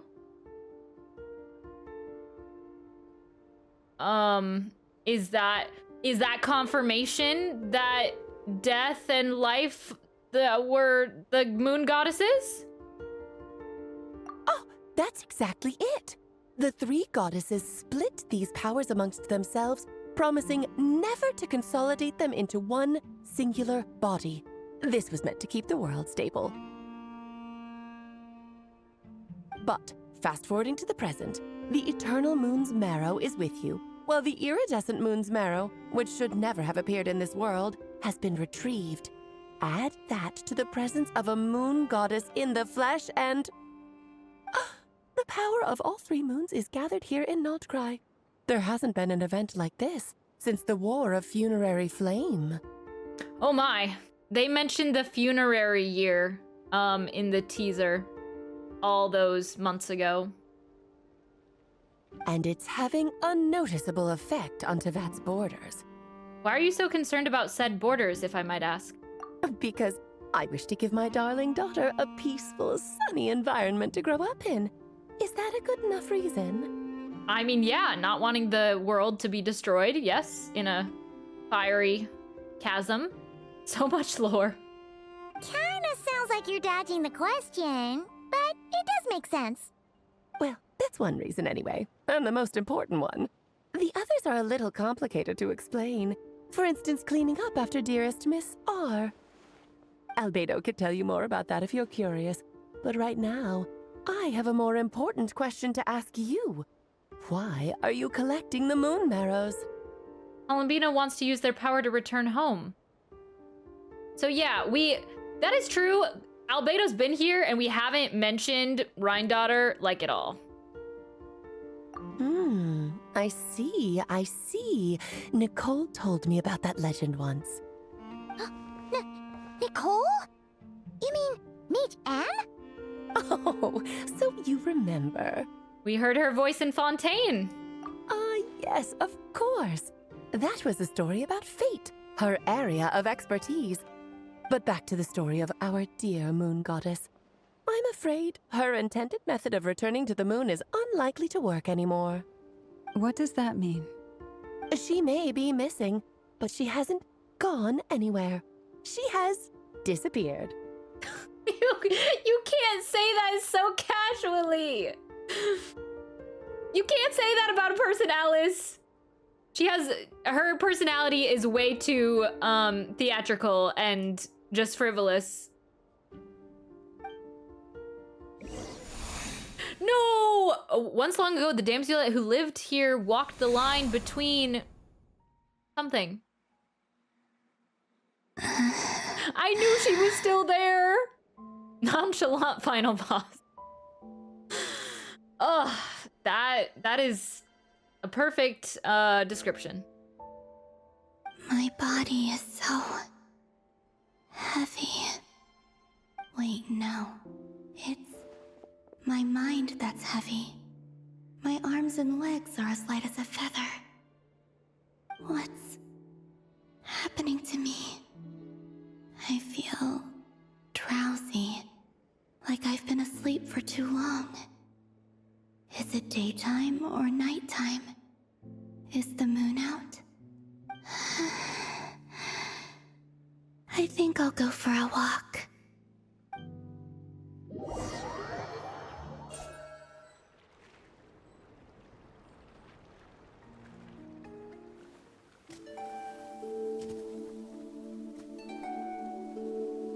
Are you out for a walk too?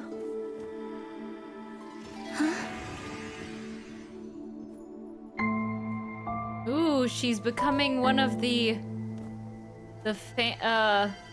phantasms.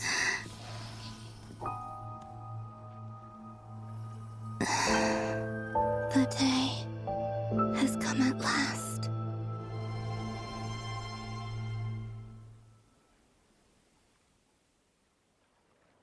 No! Have I grown so weak that I can't even sustain my physical form? But Moon Prayer Night is nearly here.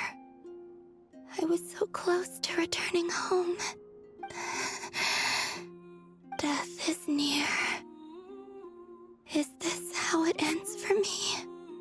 Will I return to the moon after I disappear? Or... I don't want it to end like this.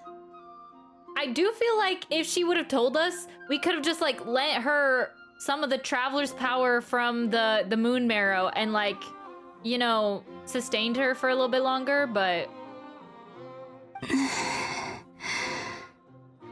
So far at least, I still exist. Even if not physically, I can still feel. But as my power wanes, I'm sure that too will fade. True, yeah. But maybe it's like something, maybe that can't work anymore. Like it's just been too long. I suppose. I might take one final look at this world. The world where I was born. This may be your last chance to visit the Frost Moon Enclave. Don't let it slip away.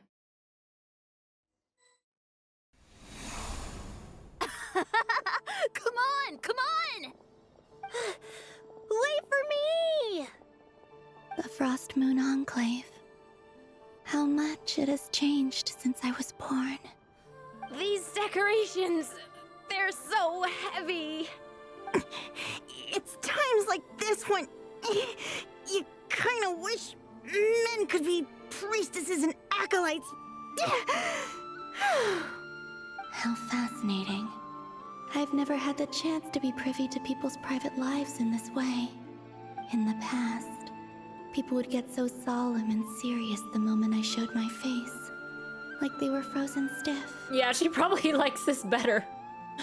Karina, Lametti, it's time to eat. Coming!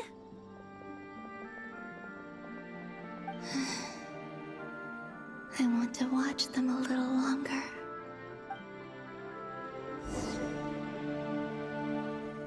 Oh. Oh. Ah, I mean, it's not perfect, but Columbina trial. You know this is what it's gonna be like.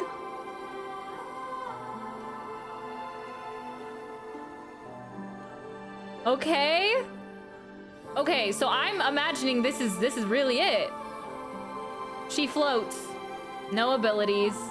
Pre-demo Columbina, yes. Whoa, she just... I mean, I can't say for sure that this is gonna be it, but it makes sense. She's floating on a cloud.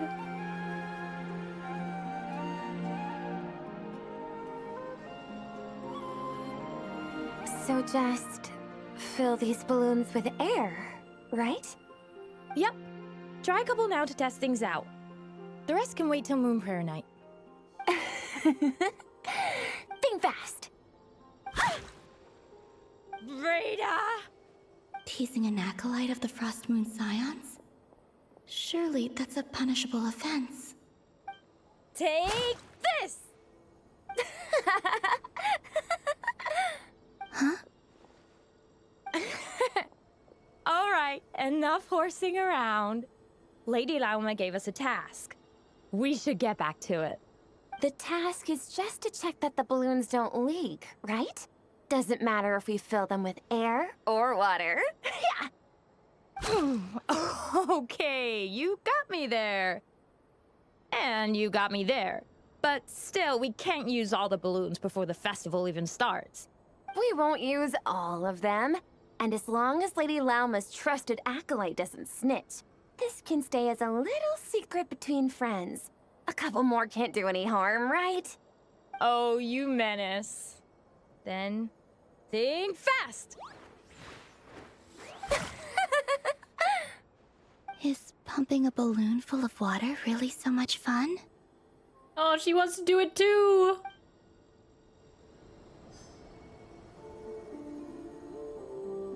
Yeah, ghostly Columbina. She does kind of have like this aura to her in this form that I'm not quite sure if she'll sustain when she's a playable character. Ooh, but she's got so much movement to her hair. And her clothes.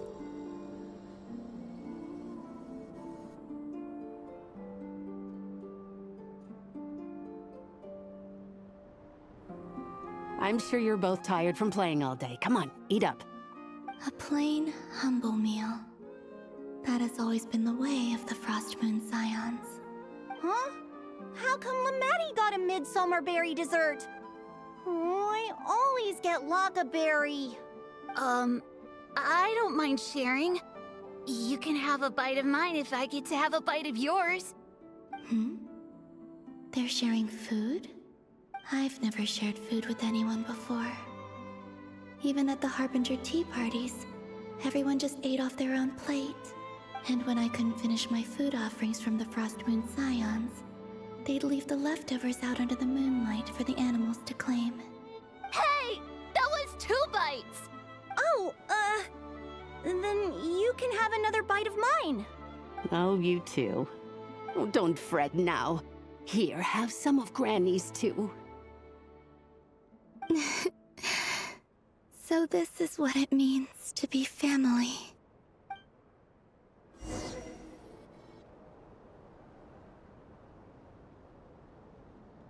She's gonna discover all the things of why she wants to stay. I'm seeing so much that I'd never usually get to see. They'd never act like this when I was around. It's nice, being able to just watch people in peace in these final moments. What a rare opportunity. I think I'll go take a look around Nasha Town, too. Maybe the Traveler will be there. I wouldn't be surprised if Alice could see Columbina in this form. We're gonna get into so much with fate here with Alice. I mean, she seems like she's already seeing through this whole scheme. After the War of Funerary Flame, the Moon Goddesses were no longer recognized by Teyvat. They lost the whole foundation for their existence. That's why the Moon Goddess's strength is fading. She cannot withstand the world's rejection of her. It's just like what Columbina said, the world itself is rejecting her. To be more pedantic about it, the Moon Goddesses did something to offend the heavenly principles, and that's why they were ousted. Something of a recurring theme in Teyvat's history. Theoretically, speaking so candidly should put me in their crosshairs too, but they can't tell me what to do. I'll say whatever I want. Okay. Congrats. But maybe that's because they're only asleep. So I wonder if, because I'm like, oh, if the Moon Goddesses were in charge of life and death and everything like that, and we have the shades that are the same, obviously seems like there's a connection between them, but it's very possible that once they were ousted, the heavenly principles created their own semi-moon goddesses to do the same thing, to run the world without them. Which makes perfect sense too, that they would just create the same beings like in their image. So yeah, I definitely want to know some more clarification on that. Anywho, the Moon Marrow energies were but a drop in the bucket for her, and that battle against the Ray Hair of Solnari only weakened her further. Fortunately, it happened close enough to Moon Prayer Night when the Kuvaki concentration here is high. That's the only reason she managed to survive this long. What do you mean, fortunately? You said she disappeared. We're too late. Ugh, what a headache. I thought this was all common knowledge. I guess I have some more explaining to do. Okay, buckle up. It's time for another lecture. I think she expects and assumes a lot of things. I said earlier that the Moon Goddesses lost the foundation for their existence. Mm-hmm. The reason for that has to do with the natural order. Basically, the rationale for their existence in Teyvat was lost. Mm-hmm. The same logic applies to the present Moon Goddess, too. Consider her existence so far. Her comrades in the Fatui called her Damselette. And she was worshipped as Kutar by the Frost Moon Scions. But these connections have now been severed, whether by her hand or yours. So the rationale that once sustained her existence is now gone. Wait, we did that to her? Oh, well, strictly speaking, yes. But let's not start pointing fingers, shall we? I'll only end up as the big bad villain, and that's not the kind of final boss I want to be. If you're making light of this, hopefully that means you have a plan. Of course I do. I'm only the greatest mage in the whole entire world. Now, if you wish to find your Moon Goddess, there are two problems we need to solve. Firstly, we'll need to strengthen the connection between her and Teyvat, at least enough to sustain her until Moon Prayer Night. Okay, so we have lots of people calling out her name. Strengthen her connection. But does that mean I'll have to rally all the Frost Moon faithful behind this? I'm afraid a bygone faith and a former home won't be of any help to her now. Do you know her name? Her name? Oh, yes. Names are very important things. A name is a fundamental concept that anchors one's entire existence. I asked her once, but she said that she didn't know. Then your first job is to find it. As a moon goddess, I'm sure she must have a name she identifies with. Neither Columbina nor Kutar is her true name, and she's never really accepted either of them. So, finding out her real name is enough to sustain her existence? Yes, I know it sounds like a small step, but every journey begins that way. So for now, that's all we need to focus on. Yeah, we just need to find the name that doesn't exist and that she doesn't even know herself. The second problem is with her plan to use the moon marrows to return to the moon. Unfortunately, piercing through the false sky will take an enormous amount of power. Given her current condition, she won't be able to provide anywhere near enough power, even if she recovers her physical form. But no need to fret. Nicole's the expert in this field, and I'm sure she'll figure something out. Wait, Mage N is going to help us out too? I don't like her hat. I preferred the solid hat she used to wear when she was a cat. Yeah, it's definitely different. I mean, I don't notice it so much now. I only notice it at certain angles. But yeah, I was expecting, I think in her trailers, in some of the trailers that we saw of her, she was wearing that more solid hat. And I was surprised they didn't go with the same design, but maybe she reinvented herself over the years. That means we've got 2 Hexacircle mages on the case. This is turning into a pretty big deal. I mean, Mauika managed to punch a hole through the false sky, so we could just recruit some people. Actually, this is more of a side quest for me. She really wants us to know she does not care about this. She's like, I'd do this in 15 minutes. Like you said, I'm a busy lady, so I can't stay for too long. I'll have to return to Tibet's border soon. But what does that even mean? Thanks for telling us all of this. She just zipped down to give us a hint. That's the upside you get for looking out for my little Klee. Hopefully that will incentivize you to carry on keeping her company in the future. I think she's saying, I could have not done this. I'm just doing this as a favor. I don't really care either way. Anyway, jokes aside, you'd better get moving. It will take quite a miracle for the moon goddess's consciousness to hold out till moon prayer night. Oh, I suppose I might as well tell you where Nicole is before I leave. Off you go now. Time to meet your new friend. Oh, yes, and a little suggestion. Don't forget to mind your heads. What? I wonder how Durin's doing. I should really go see him before I head back. You really are super busy. I most certainly am. There's so many children I have to keep tabs on just in Mondstadt. Durin, Albedo, Venti, Varka. There were some unexpected names in there. Klee didn't make the list, huh? Of course not. Klee is my pride and joy. I have no qualms about her, because she's the best child in the whole wide world. She's kind of intimidating in her, positiveness. Yep. Klee's a little angel. Our bomb-blasting angel. I'm glad you agree. Well, all the best. See you when I see you. Yeah, the feather was an interesting choice as like the top of this hat. I always kind of think it's a part of her hair, and it's just like this giant bird feather just sticking out like she's got a little mohawk. Wow, I love to watch them walk away. In a hurry. Yeah, she didn't pack up her stall. Should we handle it for her? I doubt that's necessary. A mage of her abilities doesn't need our help. I must say, I am now very curious about her daughter. Klee, wasn't it? What's she like?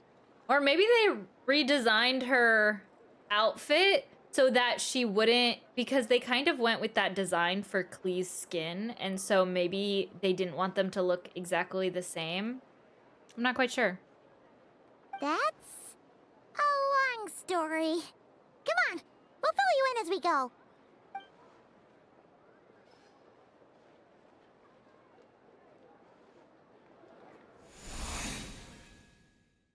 Oh my. Back to Columbina point of view.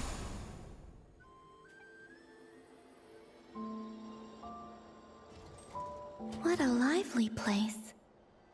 I've never experienced Nasha Town like this before. Hey, you old geezer! Your hammer's rusted through!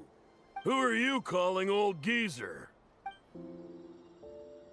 Are they quarreling?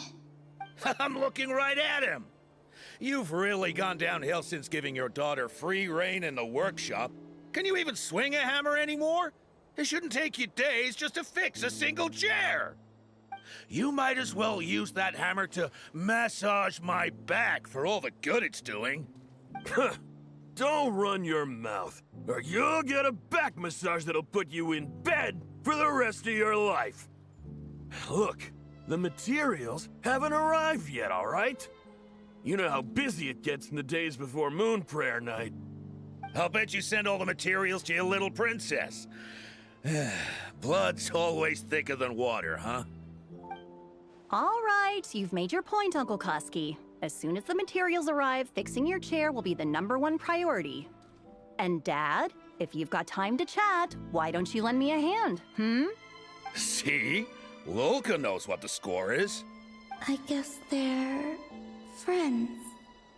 But the way they spoke to each other was so ugly. Then again, it wouldn't be the first time I've seen something like this. Columbina! Sing outside my door in the middle of the night one more time, and I'll unscrew your vocal cords. You hear me? Oh, Zandrone. I do love their interactions. So that was her way of trying to be friends with me.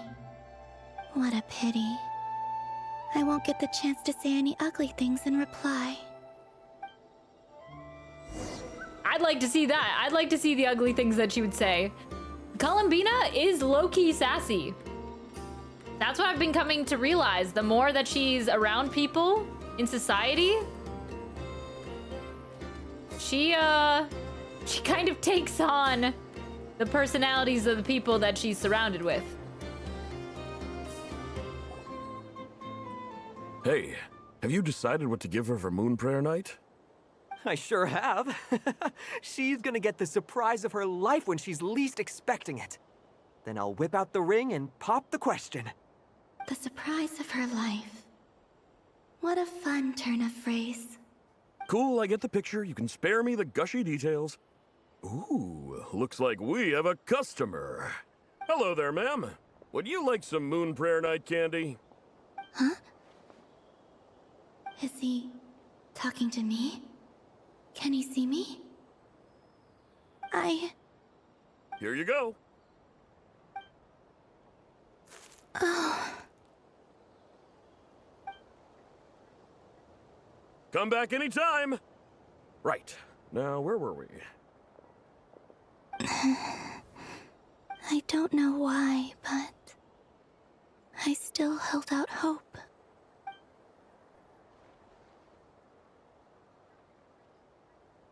The most important thing right now is to find that mage.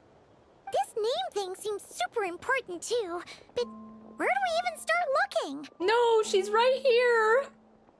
I'd better go pay the Fatui a visit.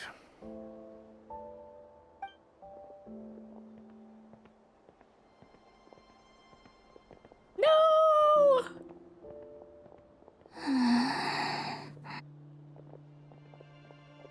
That's gotta feel bad.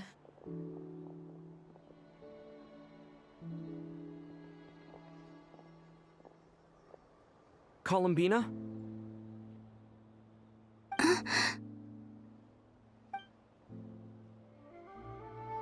Oh, we noticed!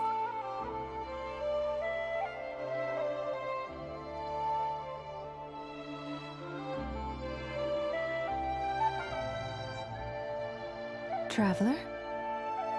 Let's go! This is no time to be spacing out! We gotta find your name!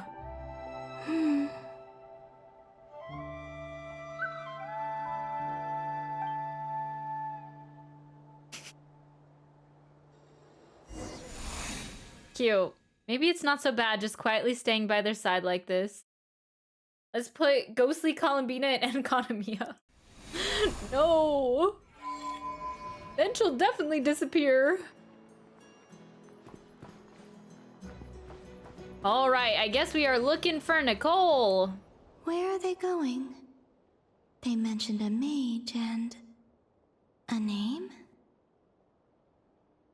So, Mr. Varka, are you acquainted with this Nicole? Or should I call her Mage N? Not really. We've never met, though she has come up in conversation.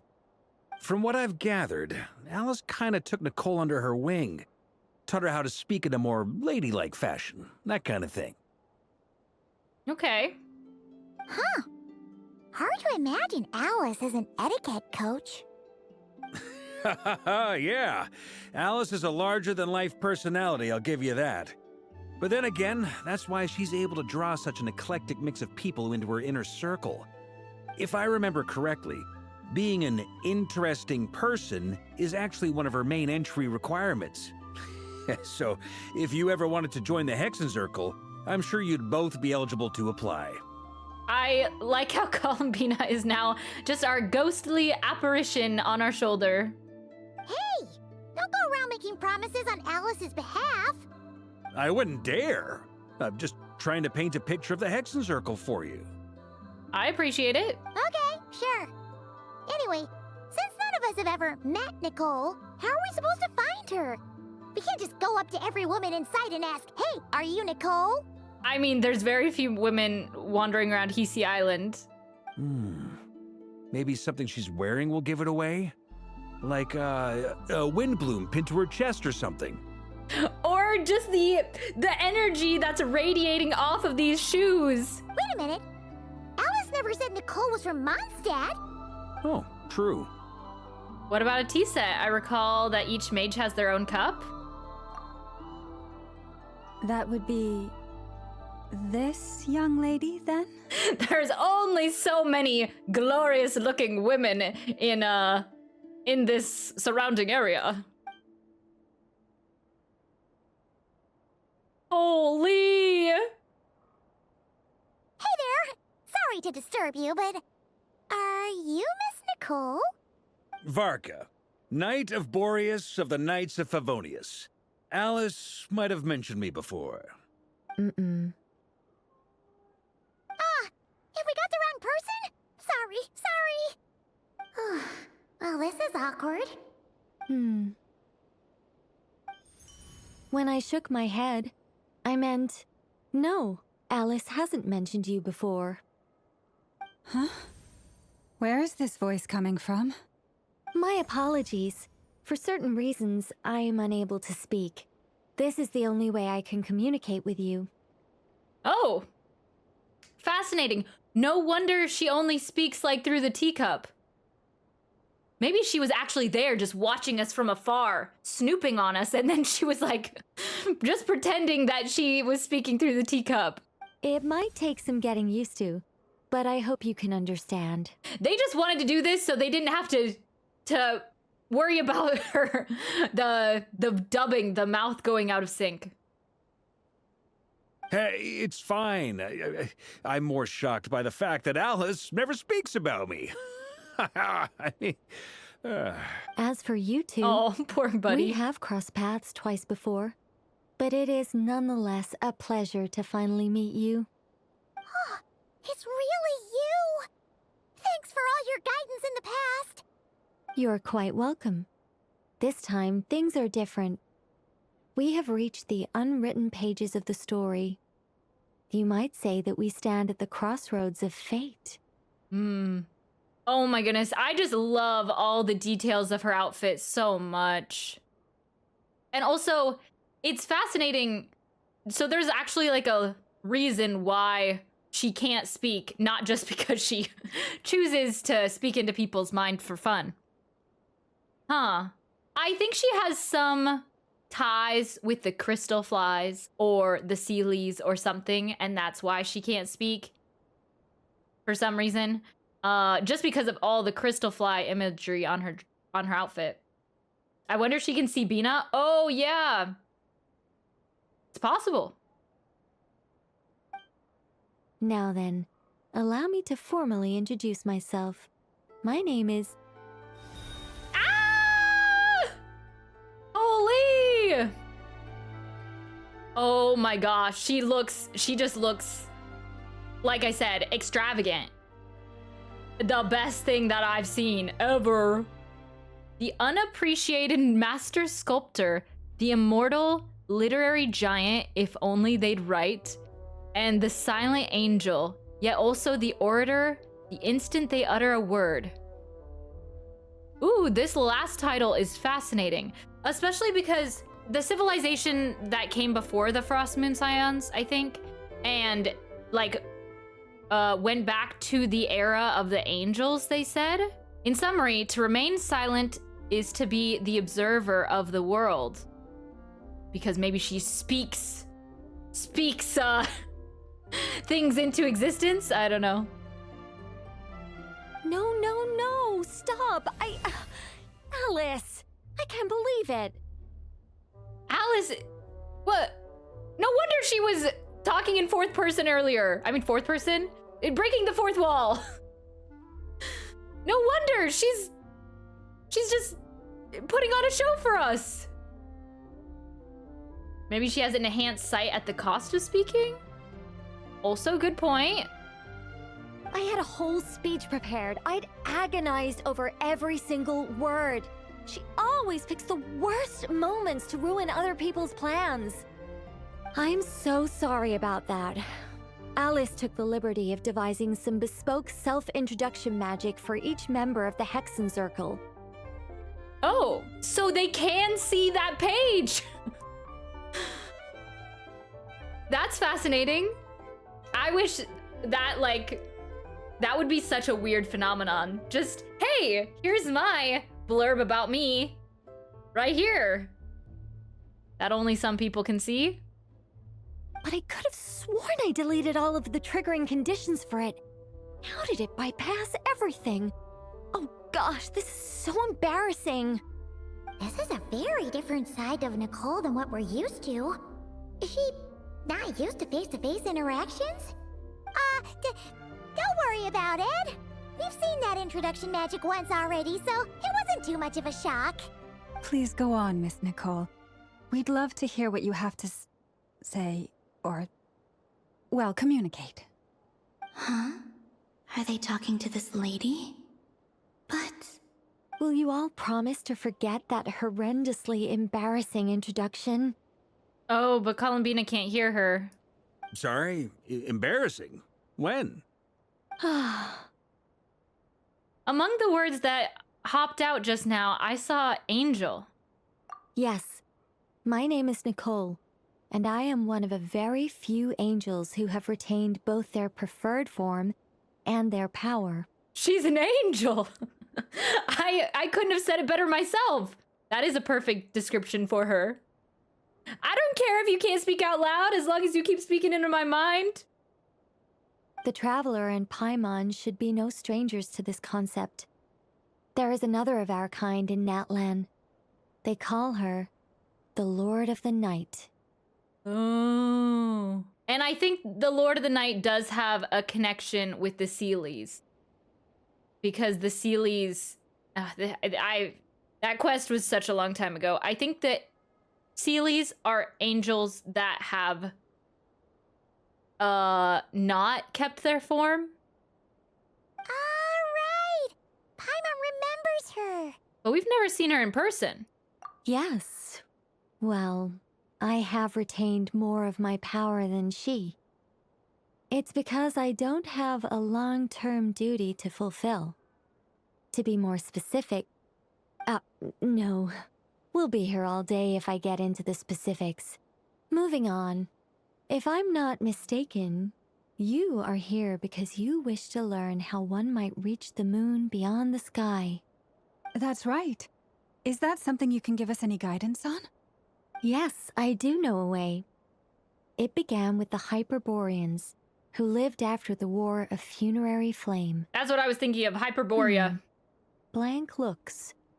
Maybe I should start with the background of the war, or maybe not. It shouldn't be an issue. I'll fill in the gaps for you when we have more time. No. Anyway, it after should that be an war issue. ended, the three moons retreated to beyond the false sky. We need clarification on the funerary flame. I think it does have to do with the dragon. King? Dragon? Whatever his face is. The Hyperboreans were humans I once aided. They accepted the civilization and creations bestowed upon them by the angels. Uh-huh, okay. Ooh, I like their outfits. But despite accepting many blessings of the angels, many among them still held on to their faith in the moons. They were reluctant to accept the new order. Even after the War of Funerary Flame, they sought to contact the moon goddesses beyond the sky and receive their guidance. But all three had passed away by that point. This mage has a unique method of communicating. Is she talking about the moons? Meanwhile, Columbina's just chasing a badger. Yes, but they did not know. And so, still they prayed for the moon goddess's mercy. After building titanic structures that consumed vast amounts of Kuvaki, at last they glimpsed the moons and heard their voices. Okay. Oh, so they built this structure? I did do the world quest, but the world quest wasn't very clear on that. But of course, they were gravely disappointed. For it was then that they realized the three moon goddesses were dead. Oh, that's such a sad story. It is. Humanity was in a very sorry state at that time. The angels who had once aided them were gone, and the War of Funerary Flames had left them homeless and destitute. Just a second, I gotta ask. How relevant is all this history to the task at hand? Varka! He's like, we don't have time for a history lesson. Well, I mean, it's... Okay, it seems we've drifted into irrelevant narrative waters. It's been a while since I've had the chance to speak inside someone's head. As soon as I got started, I lost control, and the words just flowed out like a waterfall. I don't know, I don't really think she said that much. Varka interrupting story time, yeah. What I'm trying to say is... Right, yes, that's it. The relevant part is the ritual created by the Hyperboreans. I want to hear your story, Nicole. I want to hear all the lore. The fact that they bypassed the false sky and saw the true moons implies that they successfully built a connection between Tevat and the outside world. Which means, with enough Kuvaki and a sufficiently stable connection, it should be feasible to send one person over the border. Okay, so they built some kind of portal? Oh, yes. A portal. Yes. Is something wrong? You sound disappointed. I just didn't expect you to summarize it so well. It turns out I could have said all that in one word, if only I'd managed to think of it. No, please, it's fine. This is invaluable knowledge. I'll be sure to record and preserve everything in writing. Yeah. Oh, really? Well, in that case, I suppose I could backtrack and add some more detail. I did gloss over a few things so far. Poor Columbina, you guys can't see her, but she's just... she's like, when is this conversation gonna end? Whoa, whoa, whoa, time out. Let's summarize what we've got first. The Hyperboreans were the last ones to use this method, right? So we somehow need to find whatever structure they built and make sure there's enough Kuvaki to power it up. Luckily, we have the moon marrow of both the eternal and iridescent moons, so we're all good for Kuvaki. Which means the key issue we need to focus on is finding the place. Am I right so far? I think we know the place. We can see it from all over Hisi Island. Yes. Although I expect the structure is long gone by now. No. That said, what if we could take advantage of the phantoms to travel back to a time when it still existed? Well, travel back isn't quite accurate. It's more like we'd be creating a handshake between 2 points in space-time. We wouldn't even have to pick a time when it still existed. It could just be a time when it still appeared in phantom form via projection, or we could project our own phantoms, fold them together at... Ooh, wow, this is getting quite, time travel-y. You look lost. Was that too hard to follow? Yeah, things got a little, technical there. Paimon's brain is reaching capacity. We can do that? All right. Let me think about how to put this more simply. Okay, got it. Over the next few days, I'll search for phantoms that we can use. Once I find one that meets the criteria, I'll let you know and we'll regroup. By completing certain rituals, specific individuals will be able to enter the phantom and make it to the Hyperborean structure. If everything checks out and it looks feasible, we'll just need to wait for Moon Prayer Night, and we can send the Moon Goddess back home. I'm really skimping on the detail here. Is this making any sense at all? I mean, yeah, vaguely. I think so. For now, we'll just wait to hear from you. So, a ritual is how we will bridge the gap. Yes. Basically, yes. Great. Counting on you. In the meantime, we'll focus on finding the Moon Goddess's name. My name? Are they looking for a way to stop me from disappearing? Excuse me, Miss... Go on, Miss Nicole. This conversation was a little all over the place. I didn't catch your name. I am Lauma, of the Frost Moon Scions. Ah, I did wonder. I noticed that you listened very intently when I spoke about Hyperborea and the moon's history.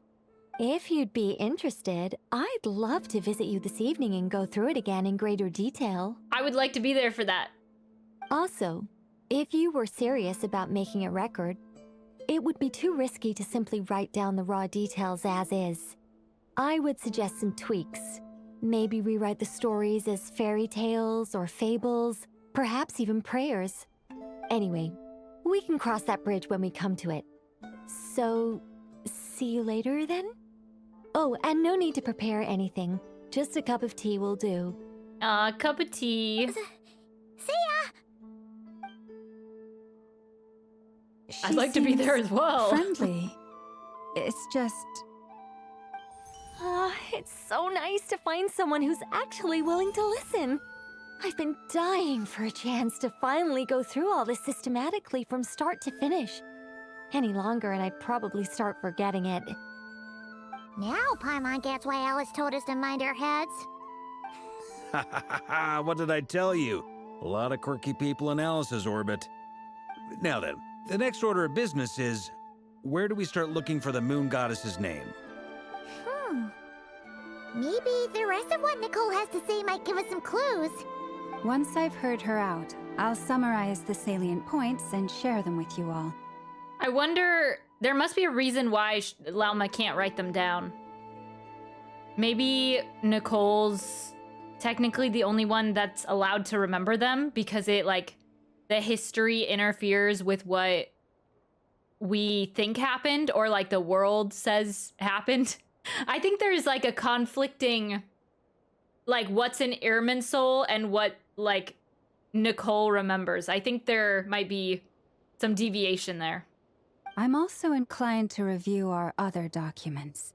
Yes, our faith was first established by our Hyperborean ancestors, but many of the more factually accurate records are from after Kutar's birth.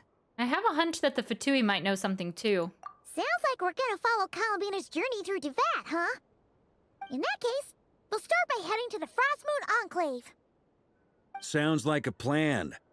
Take this with you. I'll see about getting in touch with the Fatui. It'll probably just be Arlecchino and Sandroni again. They're the only ones who would want to help. Thank you, Mr. Varka. Don't mention it. Honestly, I'm more comfortable dealing with the Fatui than prying into the details of a young lady's childhood. Catch you later. I should follow them, just in case there's some way that I can help. Oh yeah, now, so I've fully leveled up the Frost Moon Scions, the construction of the library. It looks nice. I like it that my efforts actually change something in game. A while ago, I took the time to organize all documents in our possession that pertain to Kutar. What you see here is the material I consider reliable. You're saying there's unreliable material too? Yes. Most of the information we have was transmitted through an oral tradition. Inevitably, some of her stories were mythologized and deified over the years through countless retellings. That's why I organized them into reliable and unreliable. There's no sense seeking answers in history unless we can ensure the veracity of the historical record. Makes sense. Alright, let's take a look through. Clear and concise would be one way to describe the writing style of these historical records. But you could just as easily describe them as terse and dry.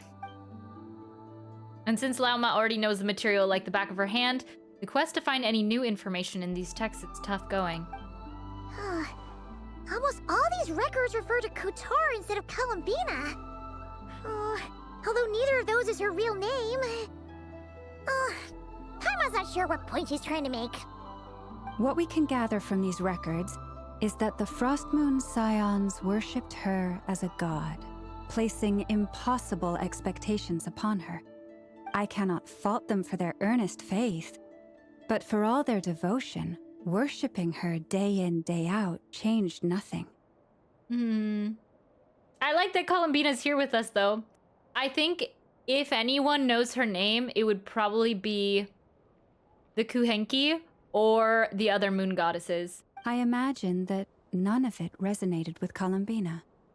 It wouldn't surprise me if, even back then, she had already begun to reject the name Kutar and everything it represented. Lauma speaks the truth. When I heard them call upon Kutar with hope and expectation in their voices, they may as well have been calling upon somebody else. When you were organizing these texts, what criteria did you use? Well, that's a bit complicated. I looked at the level of detail, perceived authenticity, prose style, and how realistic their portrayal of Kutar seemed to be. Amongst the Frost Moon Scions of today, only I know of her existence, and I alone have spoken to her face to face. As such, I know that there are certain things she simply would never do. That being said, I have sensed some changes in her lately. Changes? Me? Seems like this is getting us nowhere. For what it's worth, why don't we check the unreliable sources too? Sure. Give me a moment.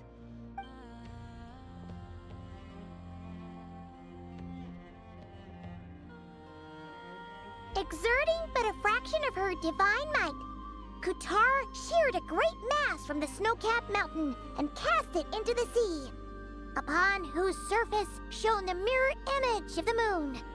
Thus was formed the island of Hisi. That sounds a little unreliable. More lore, let's go. Yeah, I don't know if this lore is accurate. Might be a little... that sounds like more what Venti did once upon a time ago. Yeah, right. That doesn't even begin to pass the sniff test.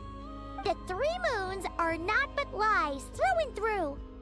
Only one moon has ever shone for us, and Kutar is her name. We got some false news in Tevat. The subjectivity is strong in this one. We've heard something like this before in Notlin.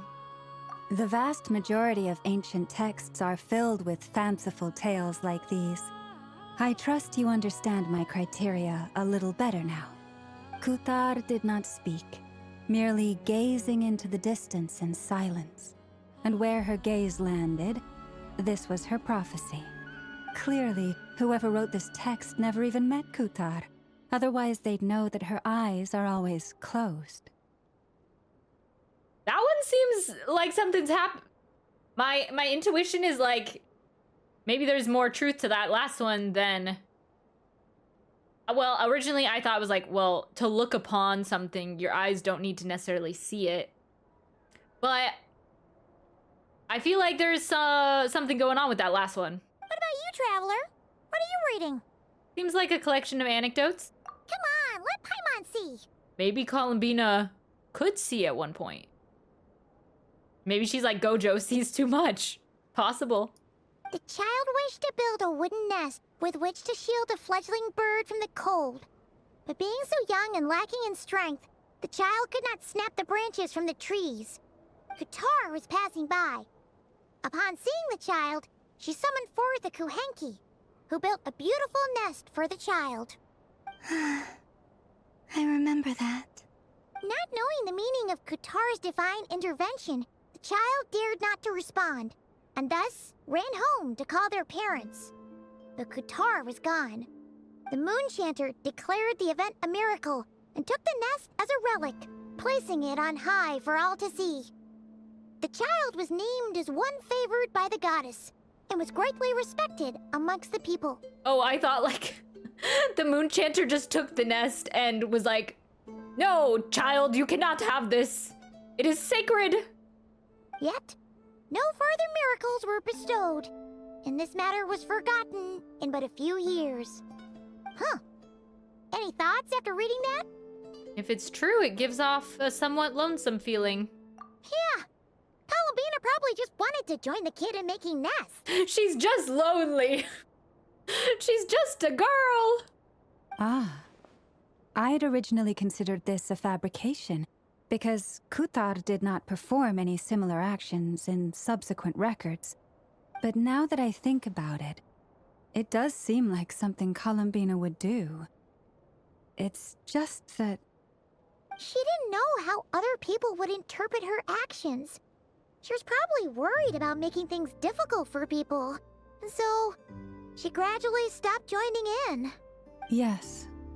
Oh, that's so sad. Man, it's even more depressing to have people say this, like, in front of your face.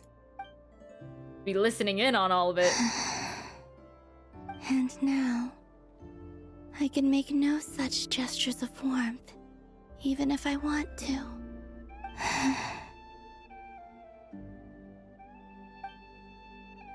Still no name. That's a bit of a shame. But we did learn some interesting stories. That's gotta count for something. Varka said he was gonna set up a meeting with Arlecchino and Sandrone, right? Let's go back to Nasha Town and see how he's doing.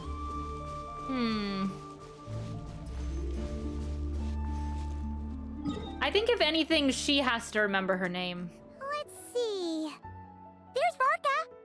Oh, and it's Durin and Albedo too. Talk about coincidences. We meet again. Yeah, this is pretty much the same place we bumped into each other last time. I convinced them to stick around a little longer. We were all waiting on people, so I figured having a little company would help pass the time. Ah, so you've been waiting for us? Does this mean that you've already arranged things with the Fatui? Sure does. Now you're back, we can go meet up with them together. How'd your investigation at the Frost Moon Enclave go? Not great. Well, we didn't find out Columbina's true name. But apart from that, it went pretty well. We learned some stories from her early days. Aha, just as well that I didn't tag along then. I'm sure our moon goddess wouldn't want every man and his dog knowing all about her private life. Still, desperate times, desperate measures, I guess. Someone had to do it. So, Varka was waiting on us, but what about you two? Are you waiting for Alice? Oh, no. We already met with her. We discussed that experiment I mentioned to you last time. Oh, and she also handed me this communication device. Cute. It looks familiar. I'm sure I saw one of these back on the Golden Apple Archipelago, yes? That's right. I understand she informed you about the relationship between the phantom phenomena and Tevat's borders, yes? She wants me to help her with some more experiments on that front. Yeah, she didn't really mention too much about the borders. She said that she'll contact me through this device with more information. Ah, I see. Following instructions and making observations. Pretty common research method. Takes me right back to Albedo's lab. Wait, then who exactly are you meeting? Does Varka spend a lot of time in the lab? Someone you know. Albedo's met him too. But I don't think Miss Lauma or the Grand Master have been introduced. Introductions are overrated, especially in cases like this. Oh, I forgot. I forgot he was coming. Why is he here? Who contacted him? Nahida. Why would this? I don't know. What? Why is he here? Well, this is gonna be the reunion of a lifetime. It's you! I called him. So, it's not like the academia has prohibitions against going abroad. Also, I applied for leave. Huh. I've been writing to Hat Guy since obtaining a human form. I've already brought him up to speed on everything that's been going on in Nod-Krai. Why? How? Did you... I'm trying to search back in my memories. How... Why would they be contacting each other? Hat Guy? Oh, yeah. Turns out, I actually have heard that name before. Ah, yes, the infamous Hat Guy!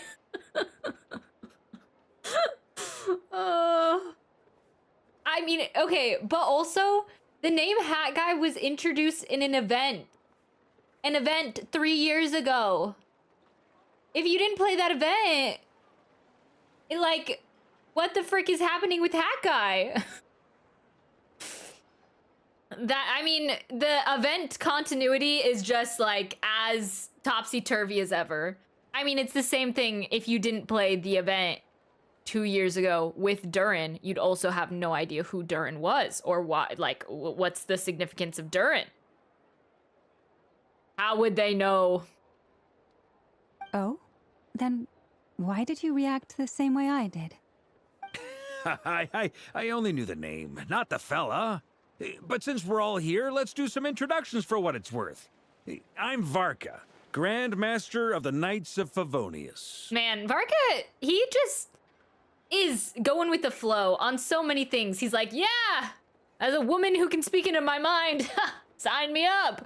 A woman who breaks the fourth wall and creates all this magic. Yeah, a guy named Hat Guy. Perfect. Lauma, Moon Chanter of the Frost Moon Scions. And I'm a Driosh from the Vahumana Darshan of the Sumero Academia. Hat Guy. He's so resigned to the name. Good to see you again, Mr. Guy. I believe we last saw each other on the boat ride here. It's not that funny, but I can't get over it. It just gets, the more they say it, the worse it gets. Makes me wonder what he's seen, Mr. Nonchalant, yeah. Mr. Guy. There's no way we are dying on this hill.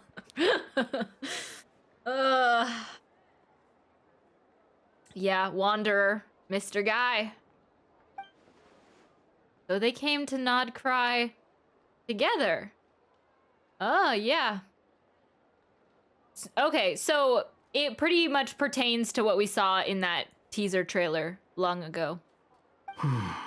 Mind you, the only reason I came here is because there's someone I want to look into. Who's that? The Doctor, also known as Dottore, second of the Fatui Harbingers. Oh, okay. We're hearing a lot of Dottore be brought up again, which is kind of weird, just as I thought. From the tone of your voice, it sounds like there's bad blood between you. Yeah. I was reviewing our archives and noticed that a lot of information about him was missing. Left a bad taste in my mouth. That's all there is to it. Dottore, or Zondique, as he was then known, once studied at the academia, but he got kicked out before he could graduate. Oh, whoa. Dottore name dropped like that. So the Harbinger's #2 man is a college dropout? How embarrassing for them. Well, okay, let's focus on more the aspect that he's a murderer, he's tortured people, he's messed up in the head. There's more things that we should focus on, maybe. Last we heard, he was planning something. We actually heard that a few times before, even coming to Nod-Krai, but we haven't seen a trace of him since we got here. He only appears when something interests him. For all we know, he might have left already. His crimes against humanity, for starters, yes. His crimes against Scaramouche. His crimes against Kali. Just all the crimes. But the fact he did something here at all is worth noting. It'll fill a couple extra lines in his file. Why does it sound less like a file you're writing and more like a criminal record? Yeah, Varka doesn't know. Anyway, we were just about to meet 2 of the other Harbingers. Want to come along? You might learn a thing or two about him there. That's because he's used to... Like, Varka has not met a single... Well, I'm sure he has, but... The Harbingers that he's used to interacting with have tea parties together, and, like... one has a big toy named Polonia, and she's just like a sassy girl. And then Arlecchino is nice. She's daddy, she's father. And then Columbina is like a newborn baby. She's blank slate. So he hasn't really messed around with Dottore. Sure. Even though they're Harbingers, well, they're old acquaintances of ours, so, you know, when you talk to them, try to be... I got it. The Frost Moon Scion's relations with the Fatui remain tense. Forgive me if I do not attend. In that case, we'll continue assisting Miss Alice with her experiments. Good stuff. Everyone's having a fruitful time. All right, we better get going. I'll lead the way. Okay. Varka's so silly. Hey, Wanderer. Are you here for revenge? Well, yeah. That's obviously part of it. But I'm not the only one who has a score to settle with him. Neither you, nor Lesser Lord Kusanali, nor I want to see him meddling with things again. Fair enough. One other thing. When we return, let's talk about Columbina. What's the hurry? Don't worry. Pigeons always know which way home is. After the conversation ends, the group splits into 2 teams led by Varka. You make it safely into the Kuvaki Experimental Design Bureau. Yay, tea party! You made it. Who is this? Oh, the underlying tension in this scene is gonna be palpable. A scholar from Sumeru. They call him Hat Guy. He's an old friend of the Travelers. Wait, this is the academia representative you wrote about? He doesn't exactly look the part. I believe this will prove my identity. You'll notice it bears the seal of the Sanctuary of Surasthana. Oh, this is such a weird interaction. I never thought we would get here. Well, what do you know? So it does. All right then. My mistake. I wish I could just tell myself, like 3 years ago, who was playing the Scaramouche Archon Quest, the interlude Archon Quest, where he goes through all of this and takes himself out of Irminsul. I wish I could tell myself in 3 years, there will be a continuation of this story. Don't worry. We're gonna get there. It's fine. I expected as much. What? So as I mentioned in my letter, the Academia's got its eyes on Dottore. But this matter remains top secret. Apart from those assisting in the investigation, the fewer people who know, the better. If anyone asks, I'm here in Nod-Krai to pursue my personal academic interests. Gotta say, Varka, you did pretty well to keep all this under wraps for so long. Sounds like you got in touch with the Academia about this way back. You flatter me. You're all harbingers. What reason would you have to disclose information about Dottore? Where do I even start? Remember that time we fought Rerir at Star Sand Shoal? He sure let me have it then, didn't he? I'll bet Dottore had that all sketched out, with me as his convenient little pawn. And I feel like Dottore was the one who actually wanted the moon marrow. He could not care less about us if he tried, but hey! The feeling's mutual. Does Dottore really strike you as the sort who values his relationships with his colleagues? Fair point. Definitely not. Which is why I always keep my guard up whenever he starts making suspicious moves.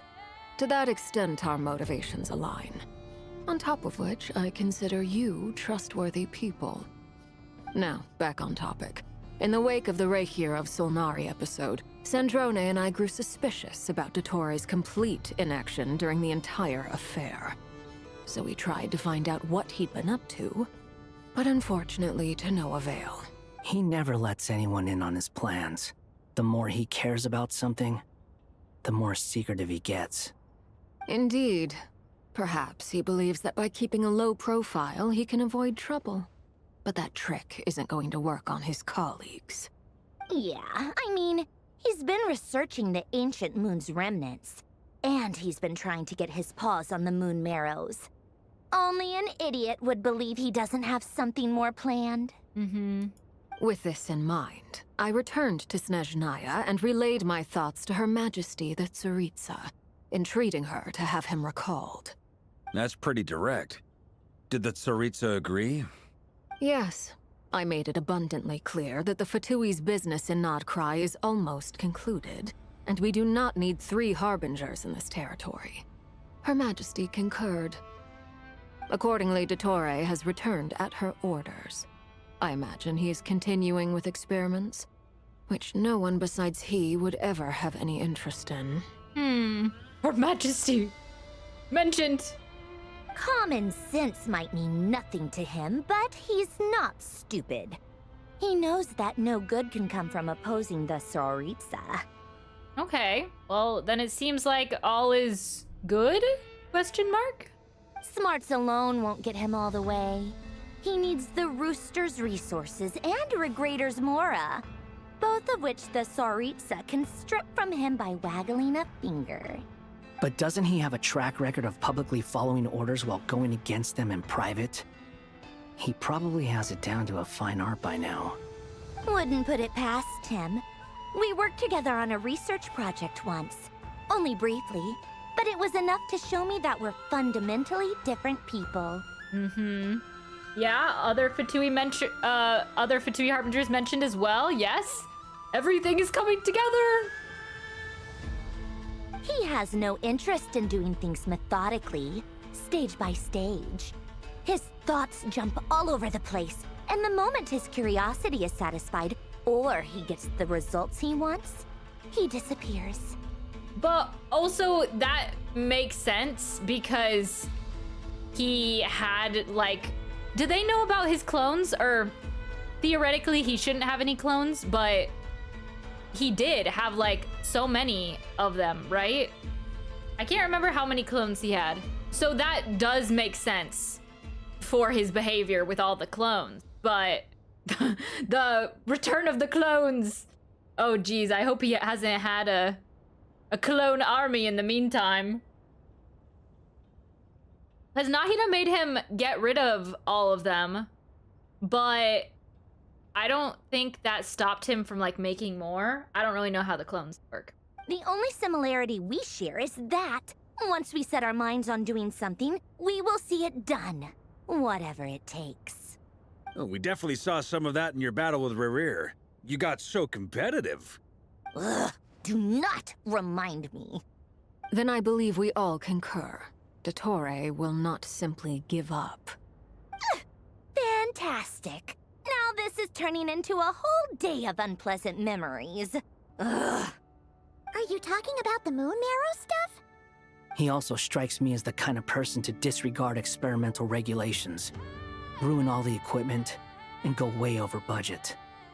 Then leave the first person he can find to deal with the fallout.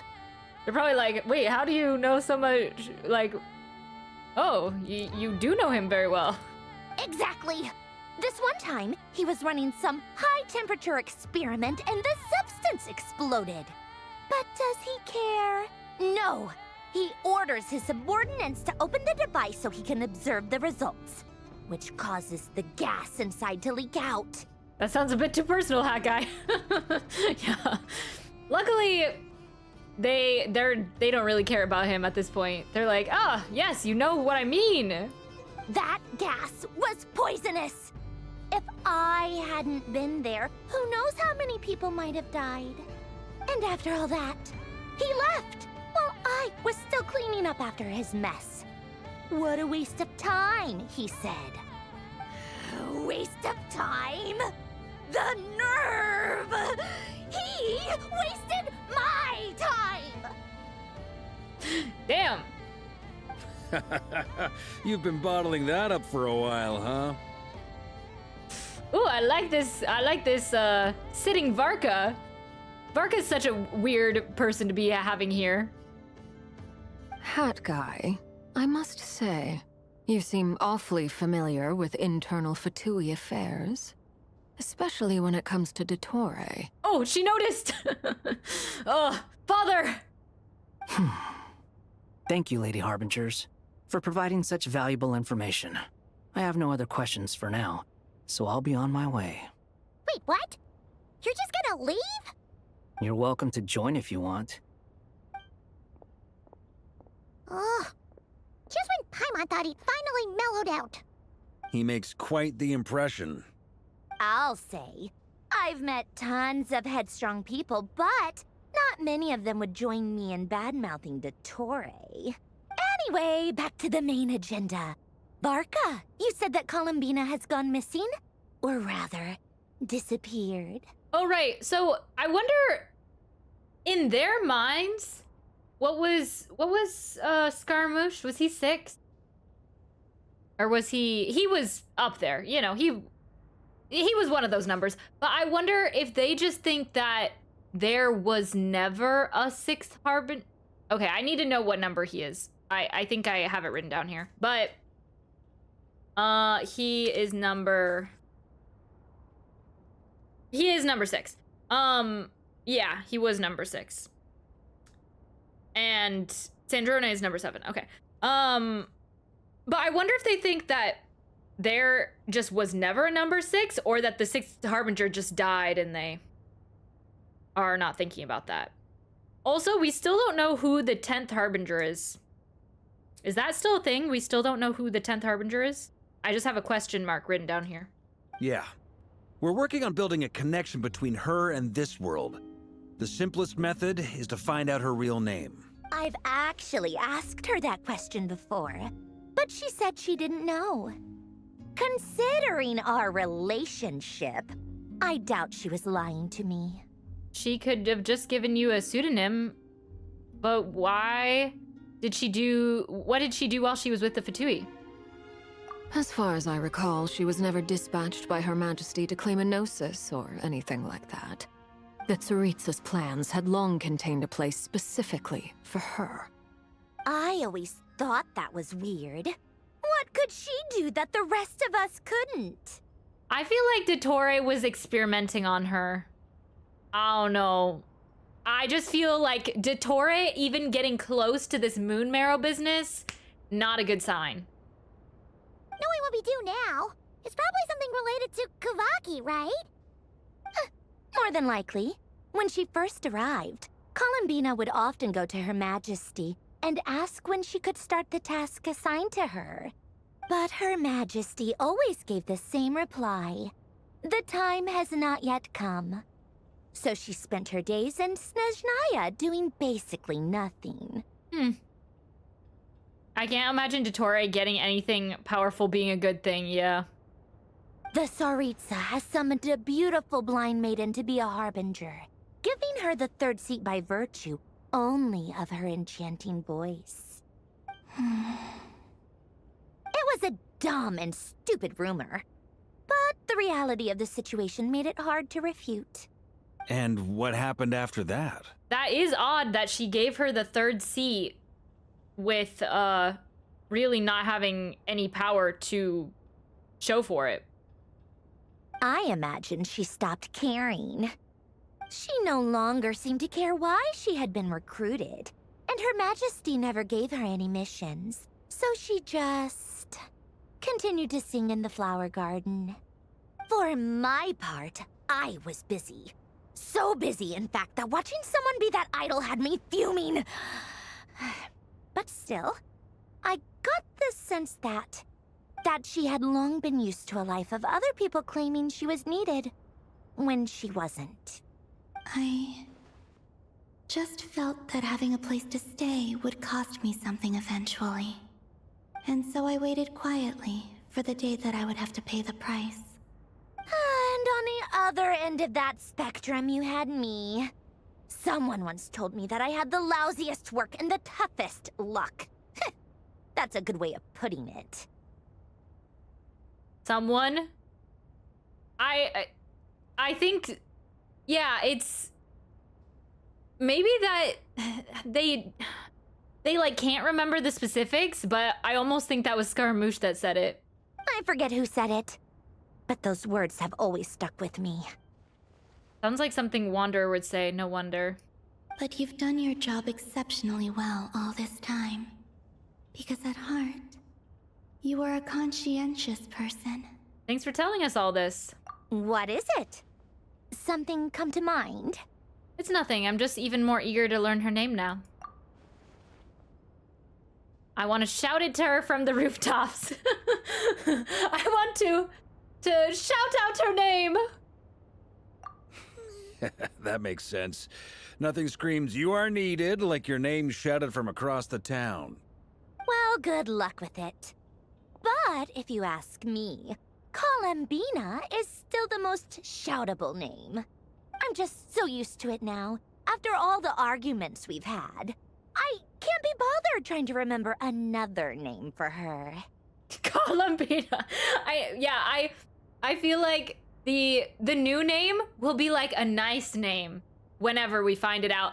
But Sandrone's way of calling out Columbina's name is like, Columbina! Columbina! Stop singing! So it is a shoutable name in that regard. Nor I. Sandrone. Harlequino. Shout from the rooftops, marry me, please! You chat further about interesting moments from Columbina's past. Huh! It's a Sealy! Does that mean Nicole has news for us?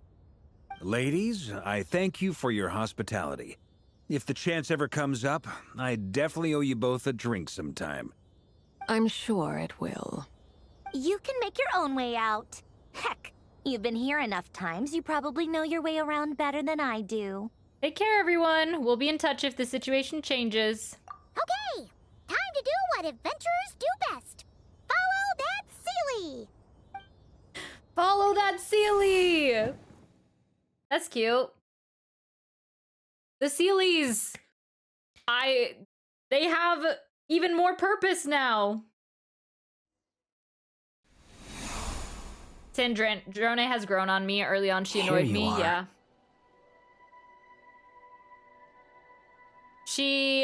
I feel like she very much has a Farina type personality. And Farina eventually grew on me as well.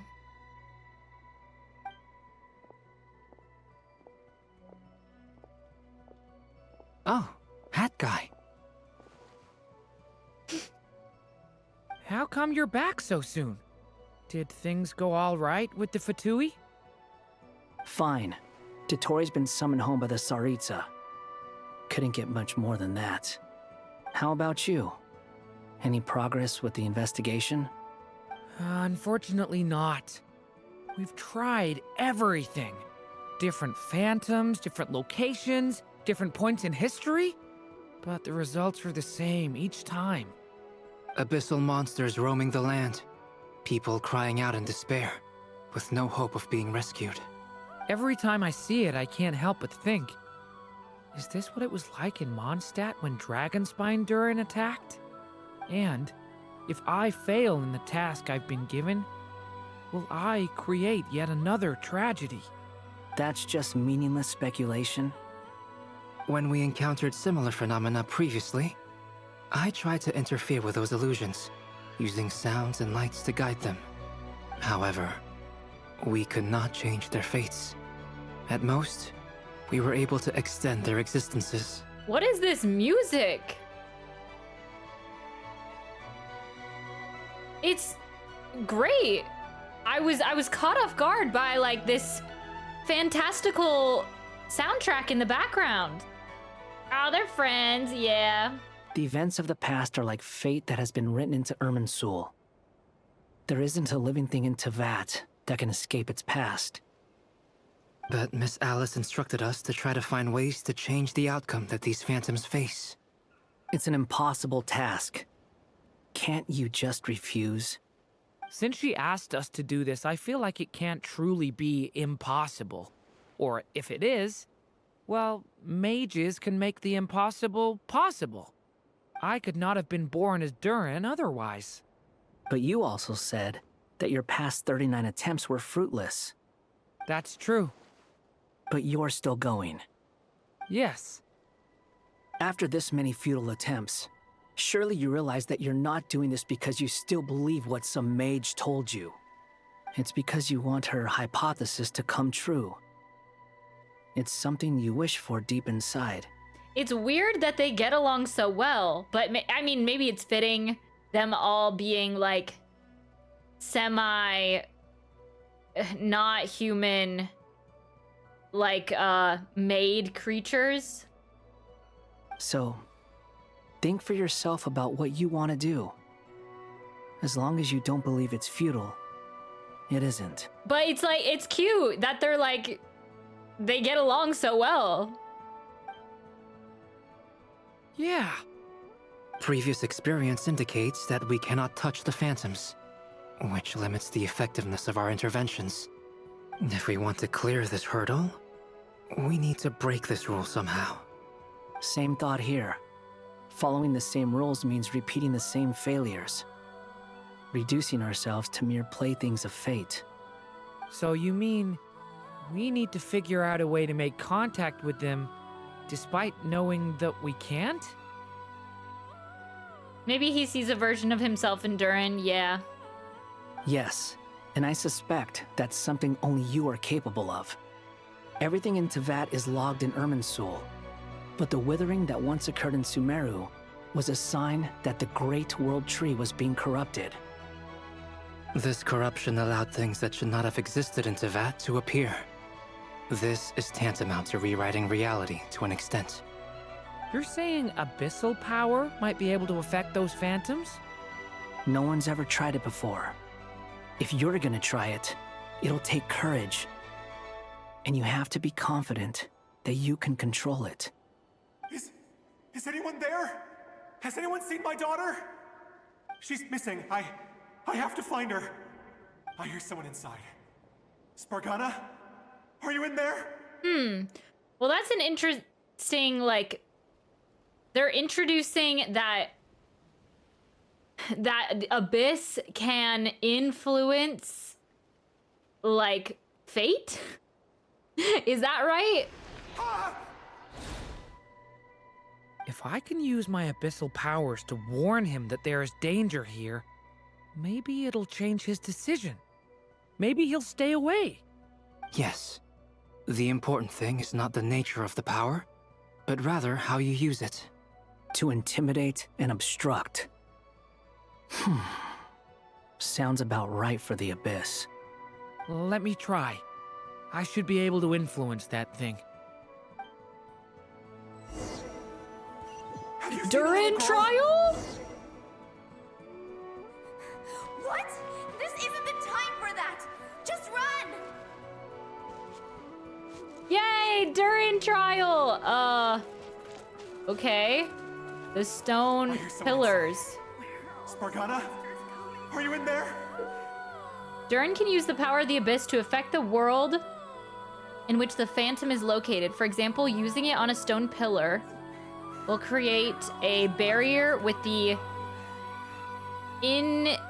intimidate and obstruct attributes, which in turn will affect the choices and actions of the human Phantom. Okay. Wait, did I do it? Oh, I don't think I did it soon enough. I think I messed up. Have you seen a little girl? I messed up. I didn't do it fast enough. What? This isn't the time for that! Just run! I'm trying to protect you! I hear someone inside. Spargana? Are you in there? No, let her be! Give up! What is this? Looks dangerous. I should get out of here. Oh no. We just left that guy to die. He really left. Ha! We did it! Don't celebrate too soon. Follow him. See what he does next. All right. Monsters approaching from the front. You need to stop them and create an opportunity for him to hide. Create an opportunity for him to hide. You went too fast! We will change fate! Okay. I didn't do it fast enough. Monsters approaching from the front. You need to stop them and create an opportunity for him to hide. Oh, I see. So I do this one? No, there's monsters ahead. Yeah, and then he runs in there. And then I close it off. Is that the barrier I saw earlier? Why is it appearing now? It's as if someone's controlling it. Okay. And then I fight the monsters?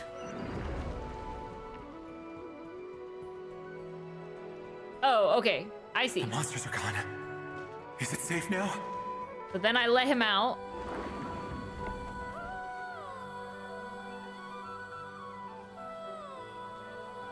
Huzzah! You survived! You lucky Hyperborean! How odd. Anyway, I guess I'll keep going. Quickly, let's keep up.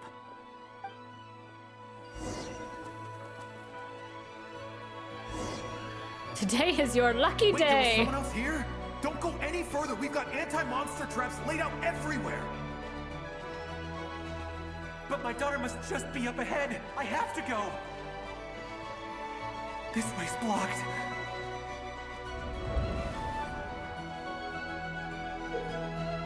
Durin's abyssal power can also affect the Phantom explosive barrels, causing explosions that can clear obstacles and deal damage to monsters. However, the explosions can also damage humans, so use with caution. We might be able to use the explosives over there, but we need to take care not to hurt him. Okay. Create a barrier.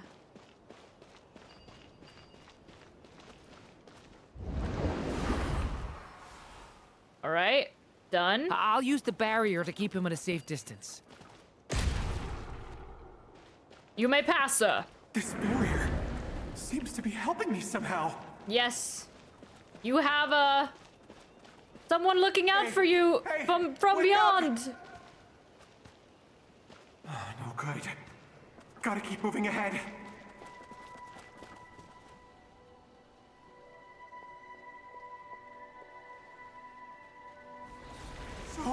many monsters! There's still a chance, Durin. Use the traps. Will we change fate? Or will fate happen anyway?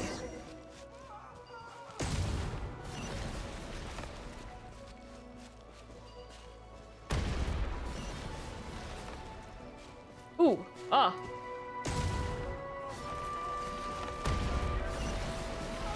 Ooh, hello. No, I missed him. I missed him. Help me! No, I got distracted by the phantoms. Oh, jeez.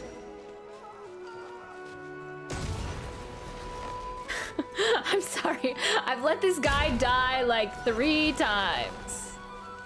It's hard to tell which phantoms are gonna get there first. Okay, these ones are gonna get there first.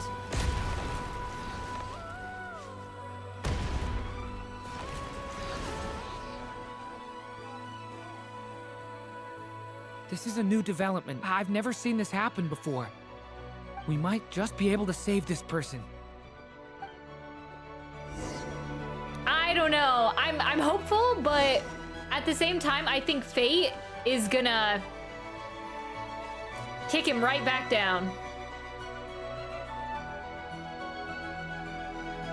Hello there. Have you seen my daughter?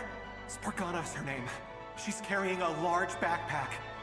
Get out while you still can, you fool. You won't find any survivors here.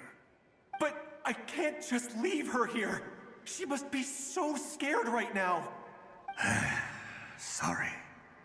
Wish I could help, but I haven't seen her. You'll just have to keep looking.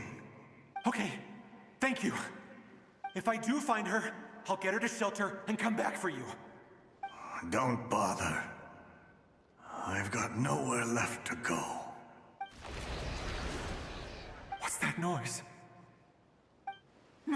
Monster! No, if he goes inside, he'll be walking into a trap. Let's try this once more. This time, we have to stop him. All right. The rescue has reached a dead end. All that can be done is to wait for another chance. From the beginning? Oh, no. Ah! Stop!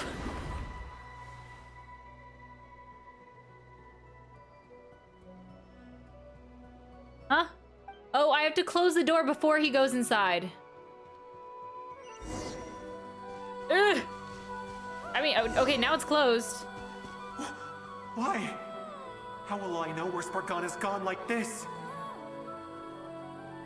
You know what? I'll trust this strange barrier. It's gotten me this far after all. Yeah. I mean, generally, you shouldn't trust in a barrier that looks like abyssal energy, but... No, you can't save these people! Either! Are you there? No, you can't save these people either!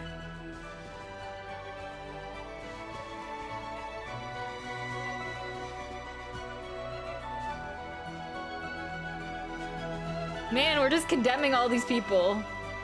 They weren't gonna make it out anyways.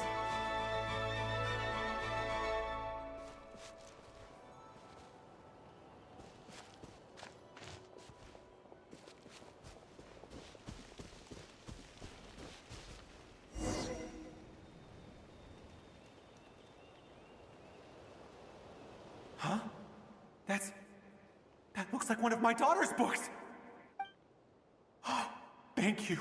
Thank you. Yes, it's one of hers for sure. That's her name on it right there. She left her backpack here. Durin, just like last time. Use the explosives. Okay.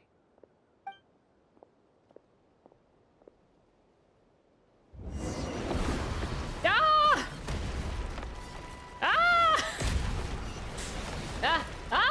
Ah! One of them.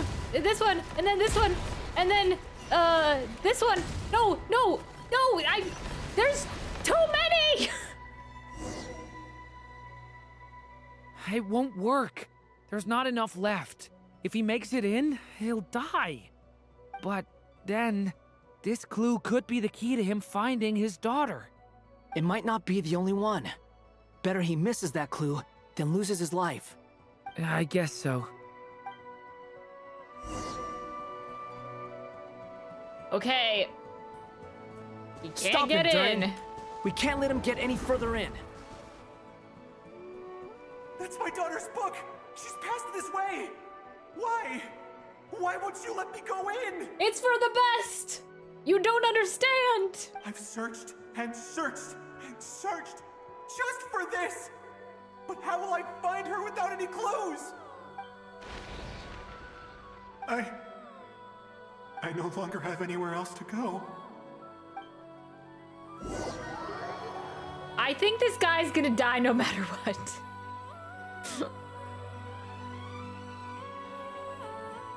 I'm sorry. I'm so sorry. He refuses to go anywhere else. Whether he opens this door or not, all that awaits him now is death. We couldn't change his fate. Albedo? Hat guy? Let's try one more time. I don't know how we're gonna do this, but I don't want to give up either.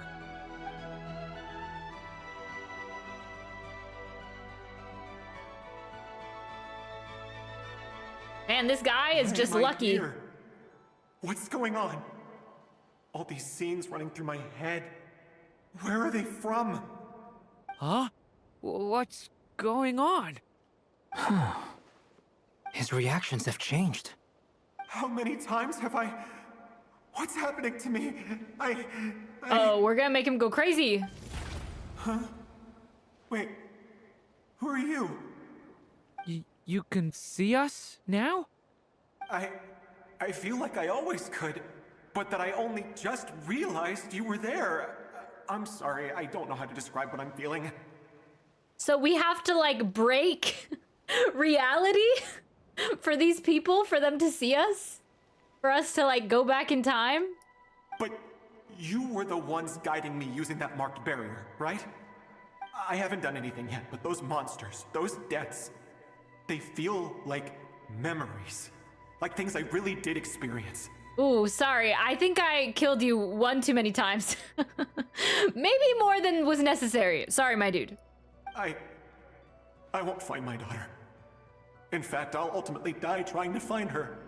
Isn't that right? What? No, it isn't. Yes, it is. Even so, we're trying to find a way out of this. You've not seen my daughter either, have you? It seems she really isn't here.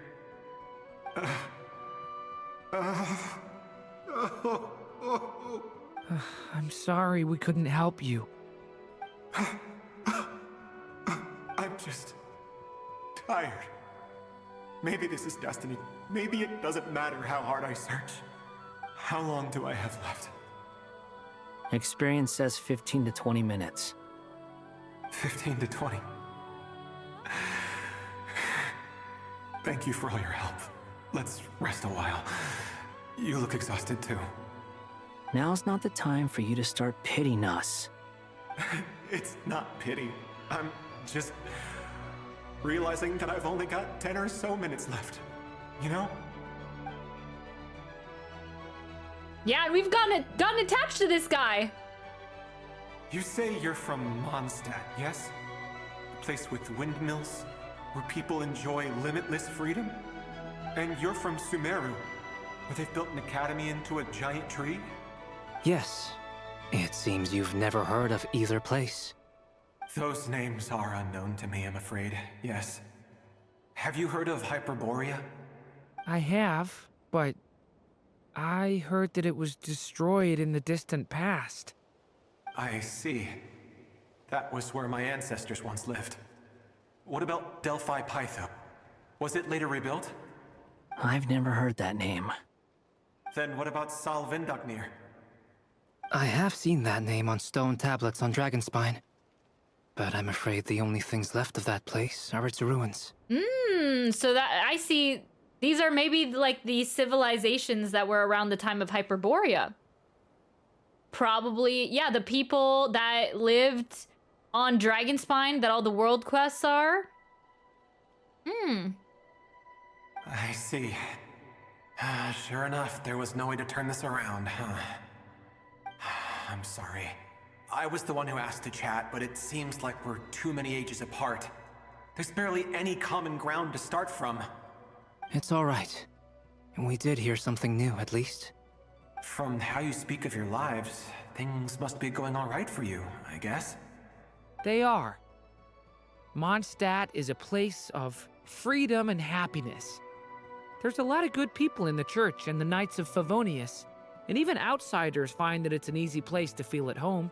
Yeah, it seems like there's kind of a lot of separation between, so they use kind of this this marker of things that happened before the funerary war. Yeah, the War of the Funerary Flame, or like, so there's the things that happened and the civilizations that existed beforehand, and then there was the war, and then the things that existed afterwards. So the creation of the 7 nations seemed to be prior to that. I mean, after that. Also, with Hyperborea, I think Enconomia is maybe around the time period of Hyperborea as well. We have festivals a few times a year. Everyone gets together to drink, sing, and be merry.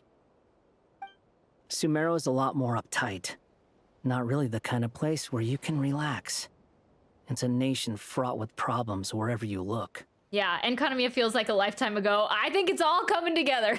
I think it's all tied back together. At some point, we'll get back to it. But yeah, I think there's kind of a split in the history that maybe we'll be seeing here. But if all you want in life is to seek knowledge, I guess it's pretty much paradise. That's wonderful. In other words, after this all-devouring black tide passed, humanity did not merely avoid extinction, but rose to build prosperous civilizations anew. I mean, I can see you all right now. That must mean the future isn't a total mess, right? That's true. Well, time's almost up. Let's part ways, I think. Might be best if you don't waste too much time on me. The chances are slim, I know, but I'd like to spend these last few minutes looking for Spargana. If things work out, I'd love to tell her about what I've heard. May we meet again. Well, or not, most probably. In that case, may your wishes come true.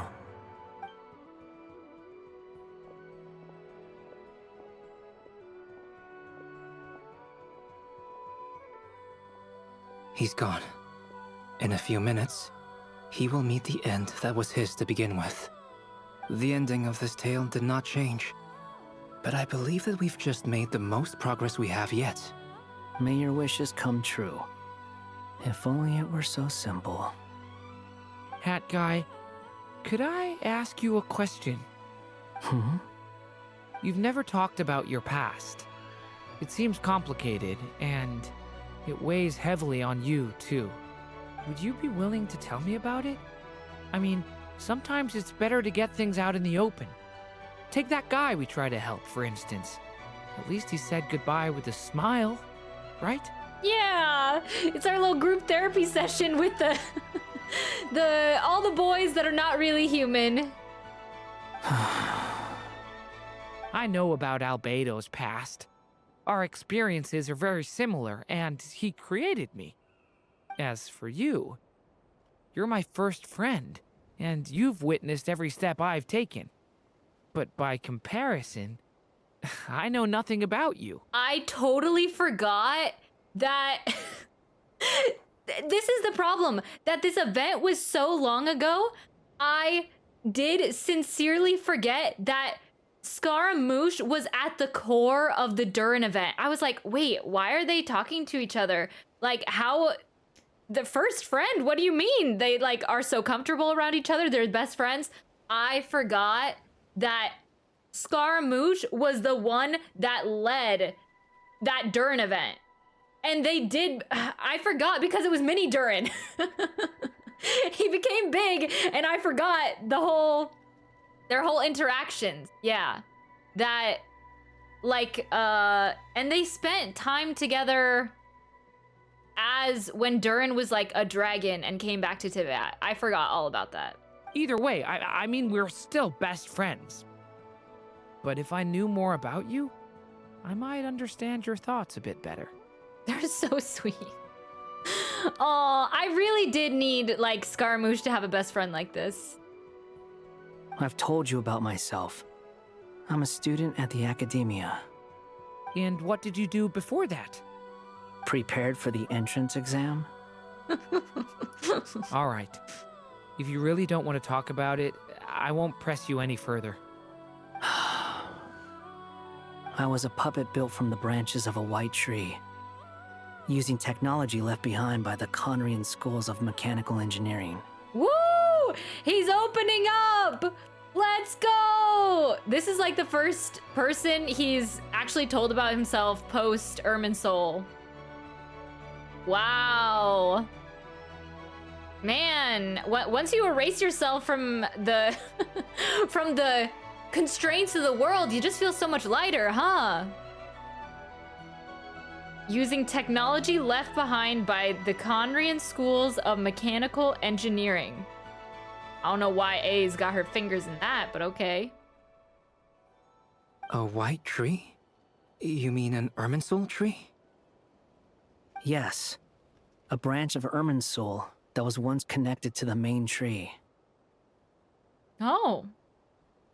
So you had a human creator too? Yeah. But my creator abandoned me after deciding that I was a failure.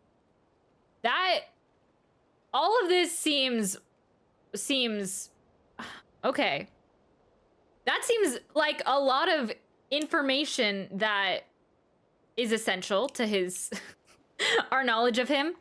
He was created from a branch of Irminsul. Well, that must be fitting why he's had his whole, arc. Full hero arc incoming, yes. Still resentful to A. Yeah, he's still judgy.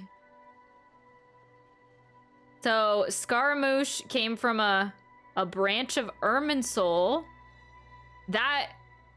Okay. That's weird though. Like how did A learn about that? And also if A knew about it, that means anyone could probably know about that, including Dottore. That would also make sense how if Sandrone is part puppet, part mechanism, whatever, it would make sense that she is made of the same components, possibly. I realize I don't know how to spell any of these words correctly. Thank goodness I was never in a spelling bee. Actually, I should have been in a spelling bee as a child. I maybe would actually retain how to spell things. After that,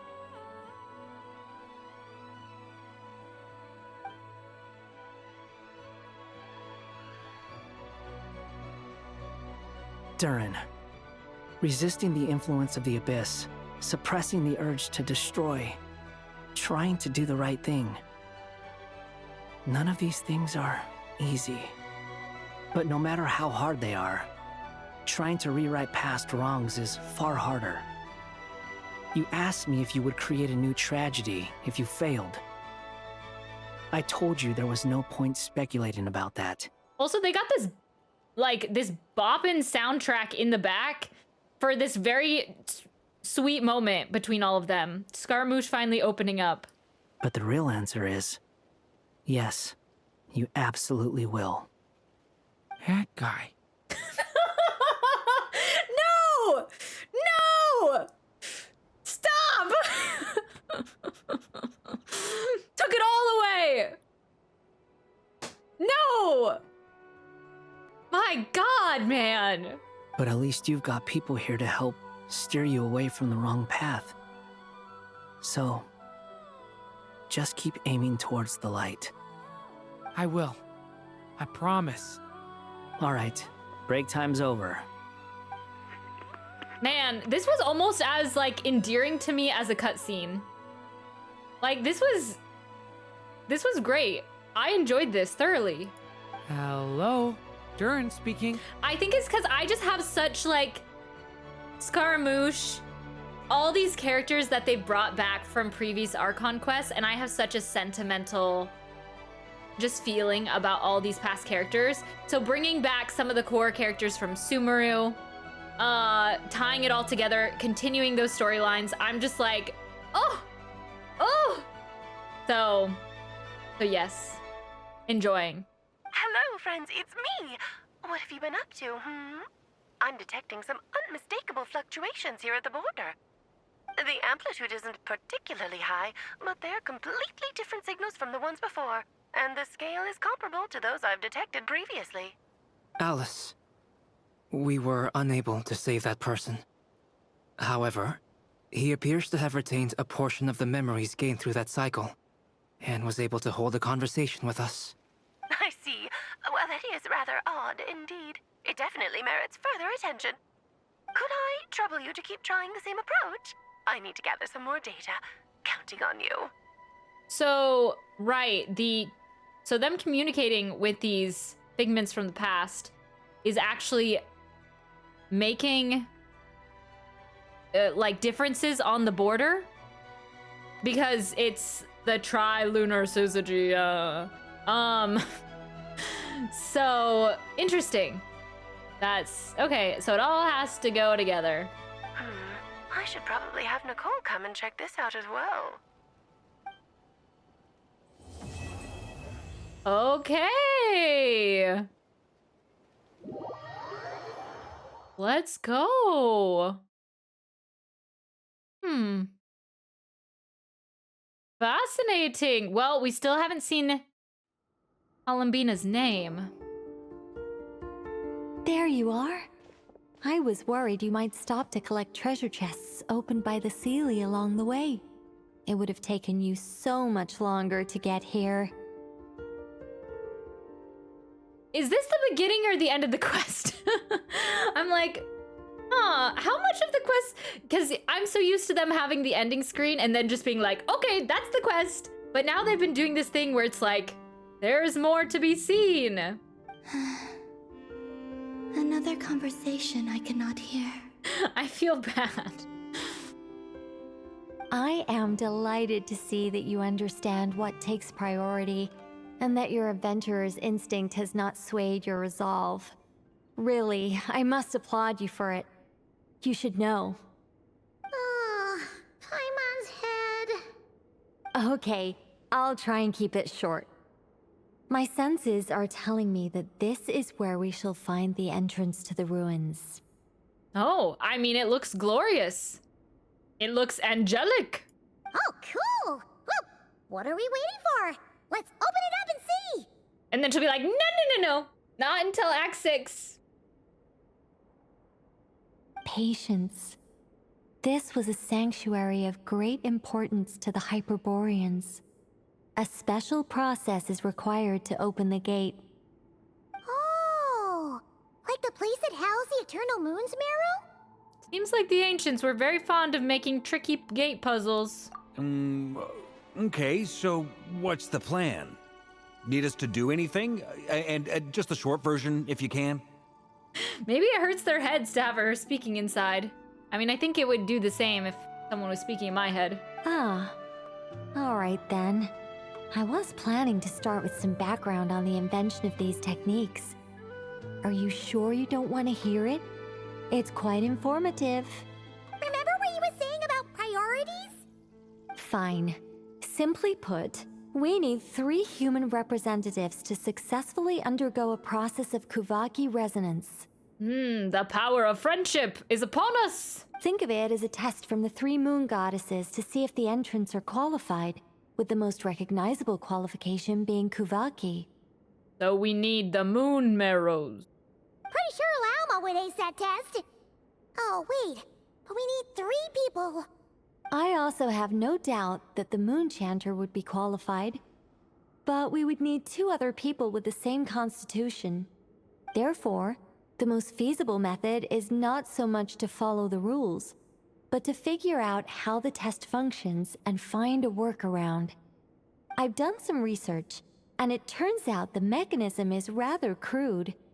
We'll simply need humans to stand before it who have sufficient Kuvaki energy within them. Okay, that makes sense. I like the way that it looks. It's very... Yeah, it does look angelic. I'm with you so far. How do we get the Kuvaki in them? The easiest way would be transfusion. Take some Kuvaki from Nod-Krai's soil, put it into the bloodstream, and get it circulating in the body. Oh yeah, just put some dirt in there. It's the same thing with Lauma to Nefer's eye. Yeah, just rub some blood in there. You know, just really pack it in with the dirt. It will get the Kuvaki going. So we're going to cheat on the test? Precisely. There are other methods, but this is the simplest one. Cheating the system is much easier than trying to hide from it. Sorry? Does the idea of cheating upset you, Miss Lauma? No, that's not it. I suddenly had an idea. Oh, what is it? It's about Moon Prayer Night. I figured out a way for Kutar to join in the festivities.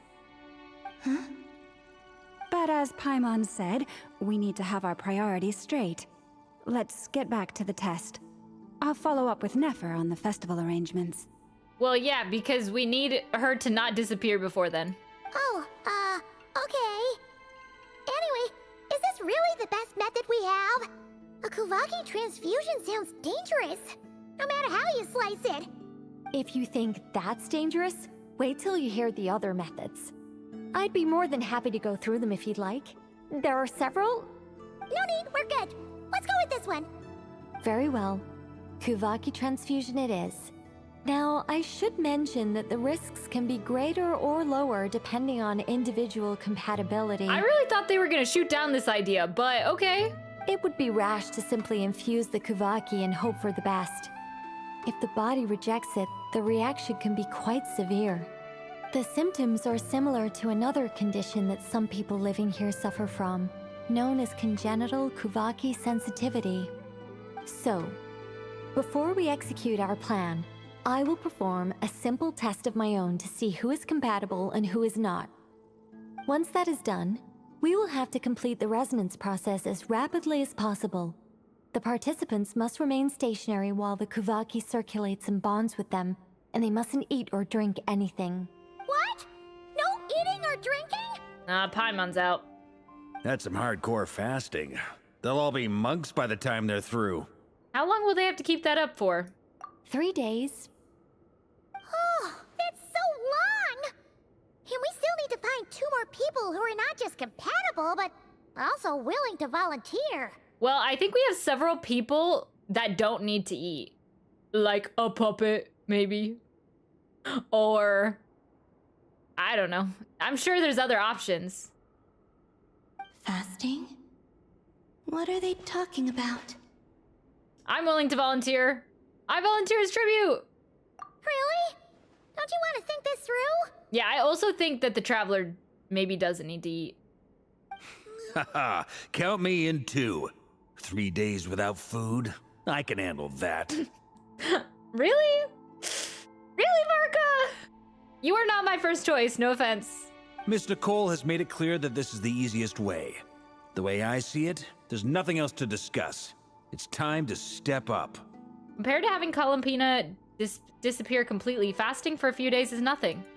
Yeah, you're right. In that case, Paimon volunteers to be captain of logistics. She'll keep the fires lit and grab some spare clothes to keep you comfortable. Good work, Paimon. Then we'll start with you first, traveler. Please step forward.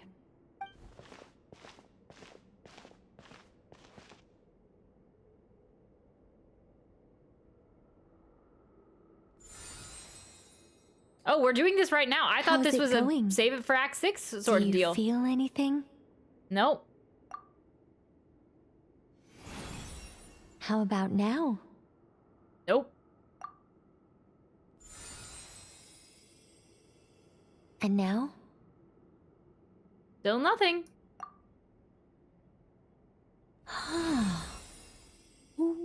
What about now? Nothing at all. Did you do something? And Barca's gonna be on the floor, like, crying at the pain. You guys, it's not a competition, you know. All right, I'm officially impressed. Even as a descender, you can withstand far more than I imagined. It's like I summoned a giant stone titan to arm wrestle you, and your arm hasn't even moved an inch. In my last attempt, I infused 5 times the amount of Kuvaki required. That much? Was that necessary? Yeah, that was not necessary. She just did that for funsies. And also, Nicole probably knows stuff about the Descenders too. Yes. Safe to say, compatibility won't be an issue for you. You're eligible to join. You're next, Mr. Barca. Sure, here goes nothing. Oh, poor Varka. All right. I'll start where we left off. 5 times the required Kuvaki dose. No! He's gonna die before he becomes a playable character! Whoa, whoa, whoa, hey, wait a minute. Whoa. It's too much, he's doing Yehoda eyes! How's it going? Ooh, no, not great. I kind of want to puke. Feels like I've been drinking too much. A few bottles of wine, then a big stein of Dark Horse. Some hard liquor from Liyue mixed in. You think this is funny? I just lost to a young lady in an arm wrestling contest. I'm never gonna live that down. My apologies. I'll lower the concentration and try again. Oh. How's it going now? I'm not as dizzy as last time, but I can still feel it pulsing around. In that case, you wouldn't be an ideal choice, Mr. Varka. Let's try someone else. Okay. Let's go ask some of our other friends then.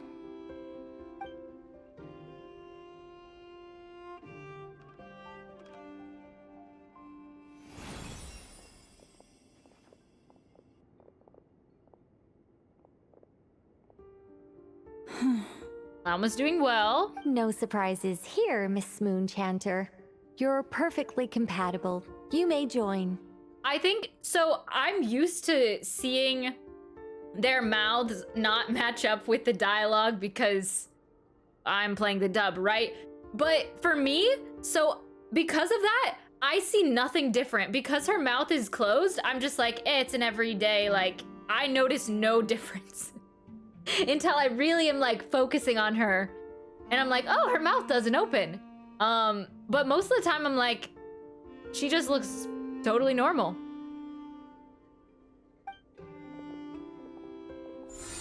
Nefer? I'm getting a slight headache. Shame. You were so close.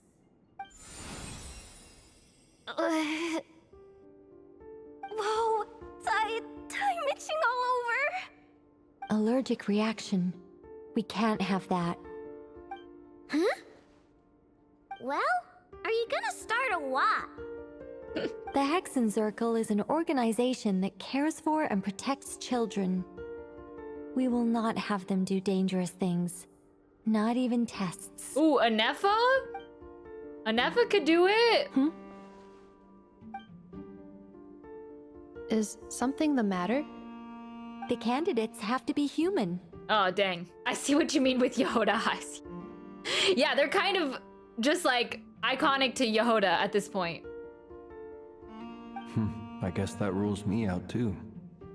Huh. Everyone except the Moonchanter got beaten. Guess I don't need to feel so bad after all. I mean, looks like this isn't gonna be as easy as we thought. Perhaps I could ask for volunteers among the Frost Moon Scions. I'll see about talking to some trusted Lightkeeper colleagues. Itlua springs to mind. In fact, I think we had some former Frostmoon Scions join our ranks recently. Can you give me the scientific explanation for how the test works? I can probably make some kind of test bot. So they have to be human. But withstand all the Kuvaki. There must be someone that I'm not thinking of. But I can imagine Arlecchino because she's holding the... What? The iridescent... Is it... Yeah. The iridescent moon marrow? Is that... Yeah. Then we can just zip through Nashatown, going up to people and pressing a button to check their status. Wouldn't that be way easier? No.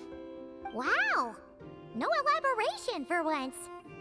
How about I contact the Knights of Favonia's garrison in the Wave Chaser plane? Shame that Lohan's already left. And that guy's even tougher than I am. And we also didn't see the interaction where everyone that has now gathered is like, oh, this woman is speaking into our minds. Okay. Strange.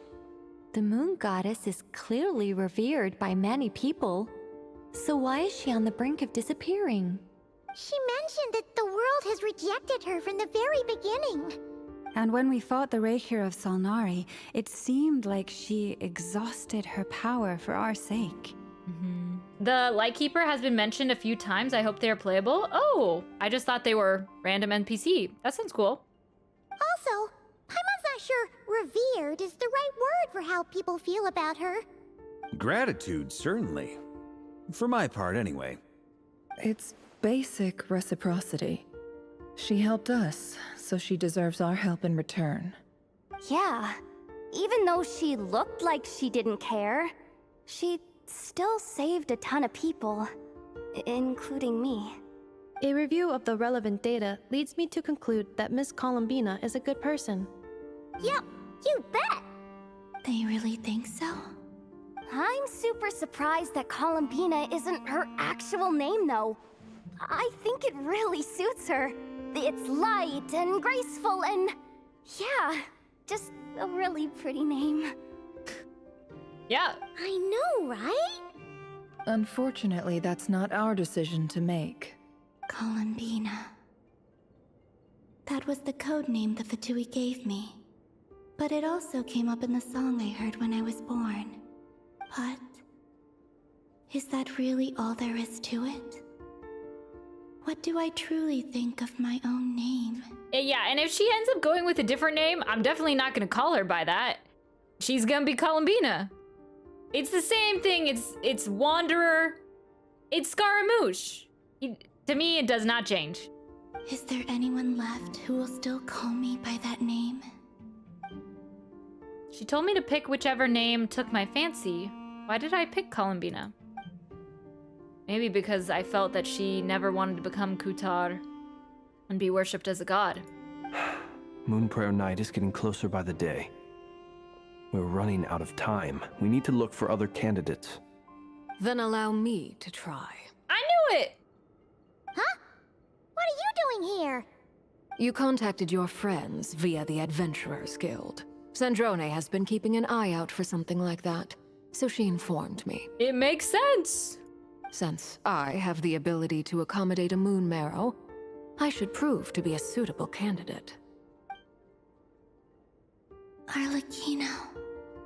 When can we begin? I see. We can begin right away. Yay! I thought she was just gonna dip out after we fought Rerir and all that business, so I'm happy she's still here. How was it? Did you feel any discomfort? Not at all. Then it seems we shan't need to look for additional candidates after all. Great! Cool. All right, like Paimon said, the rest of us can take turns making sure the three of them stay warm and comfy. Then, my job is to take care of the caretakers. I will ensure everyone receives food and accommodation. Let's do this, no time to waste. I'm ready as well. Right now? Oh, I really thought this was like an Act 6 sort of thing. Okay, great. They stayed there for 3 days and 3 nights.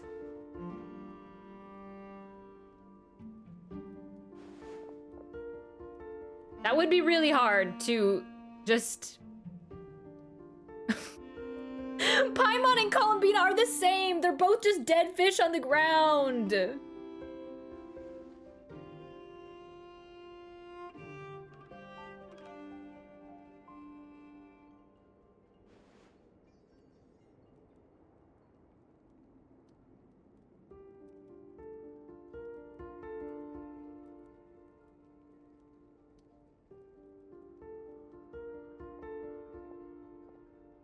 The work is done. The sacred scroll shut. The stars grow dim, the people silent. The white sun sets, the silver moon rises. O path to the temple, appear now before us. Yeah, there's so much more animation in these moments. I love it. That would be very hard to stay still for 3 days. Wow! It really opened! So that's what all this is about. They've been trying to open this gate. Come, let us enter. Wait. It might be best to eat something first. Take care to chew properly and swallow slowly. It will give your body time to readjust to the digestion process. They will head in soon. They will need to enter this gate.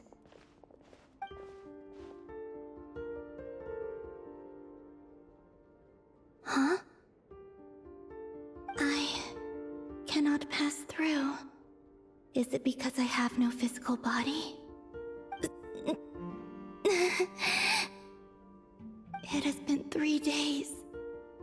My strength has all but completely faded. Can I really hold on until Moon Prayer Night? I don't think she can.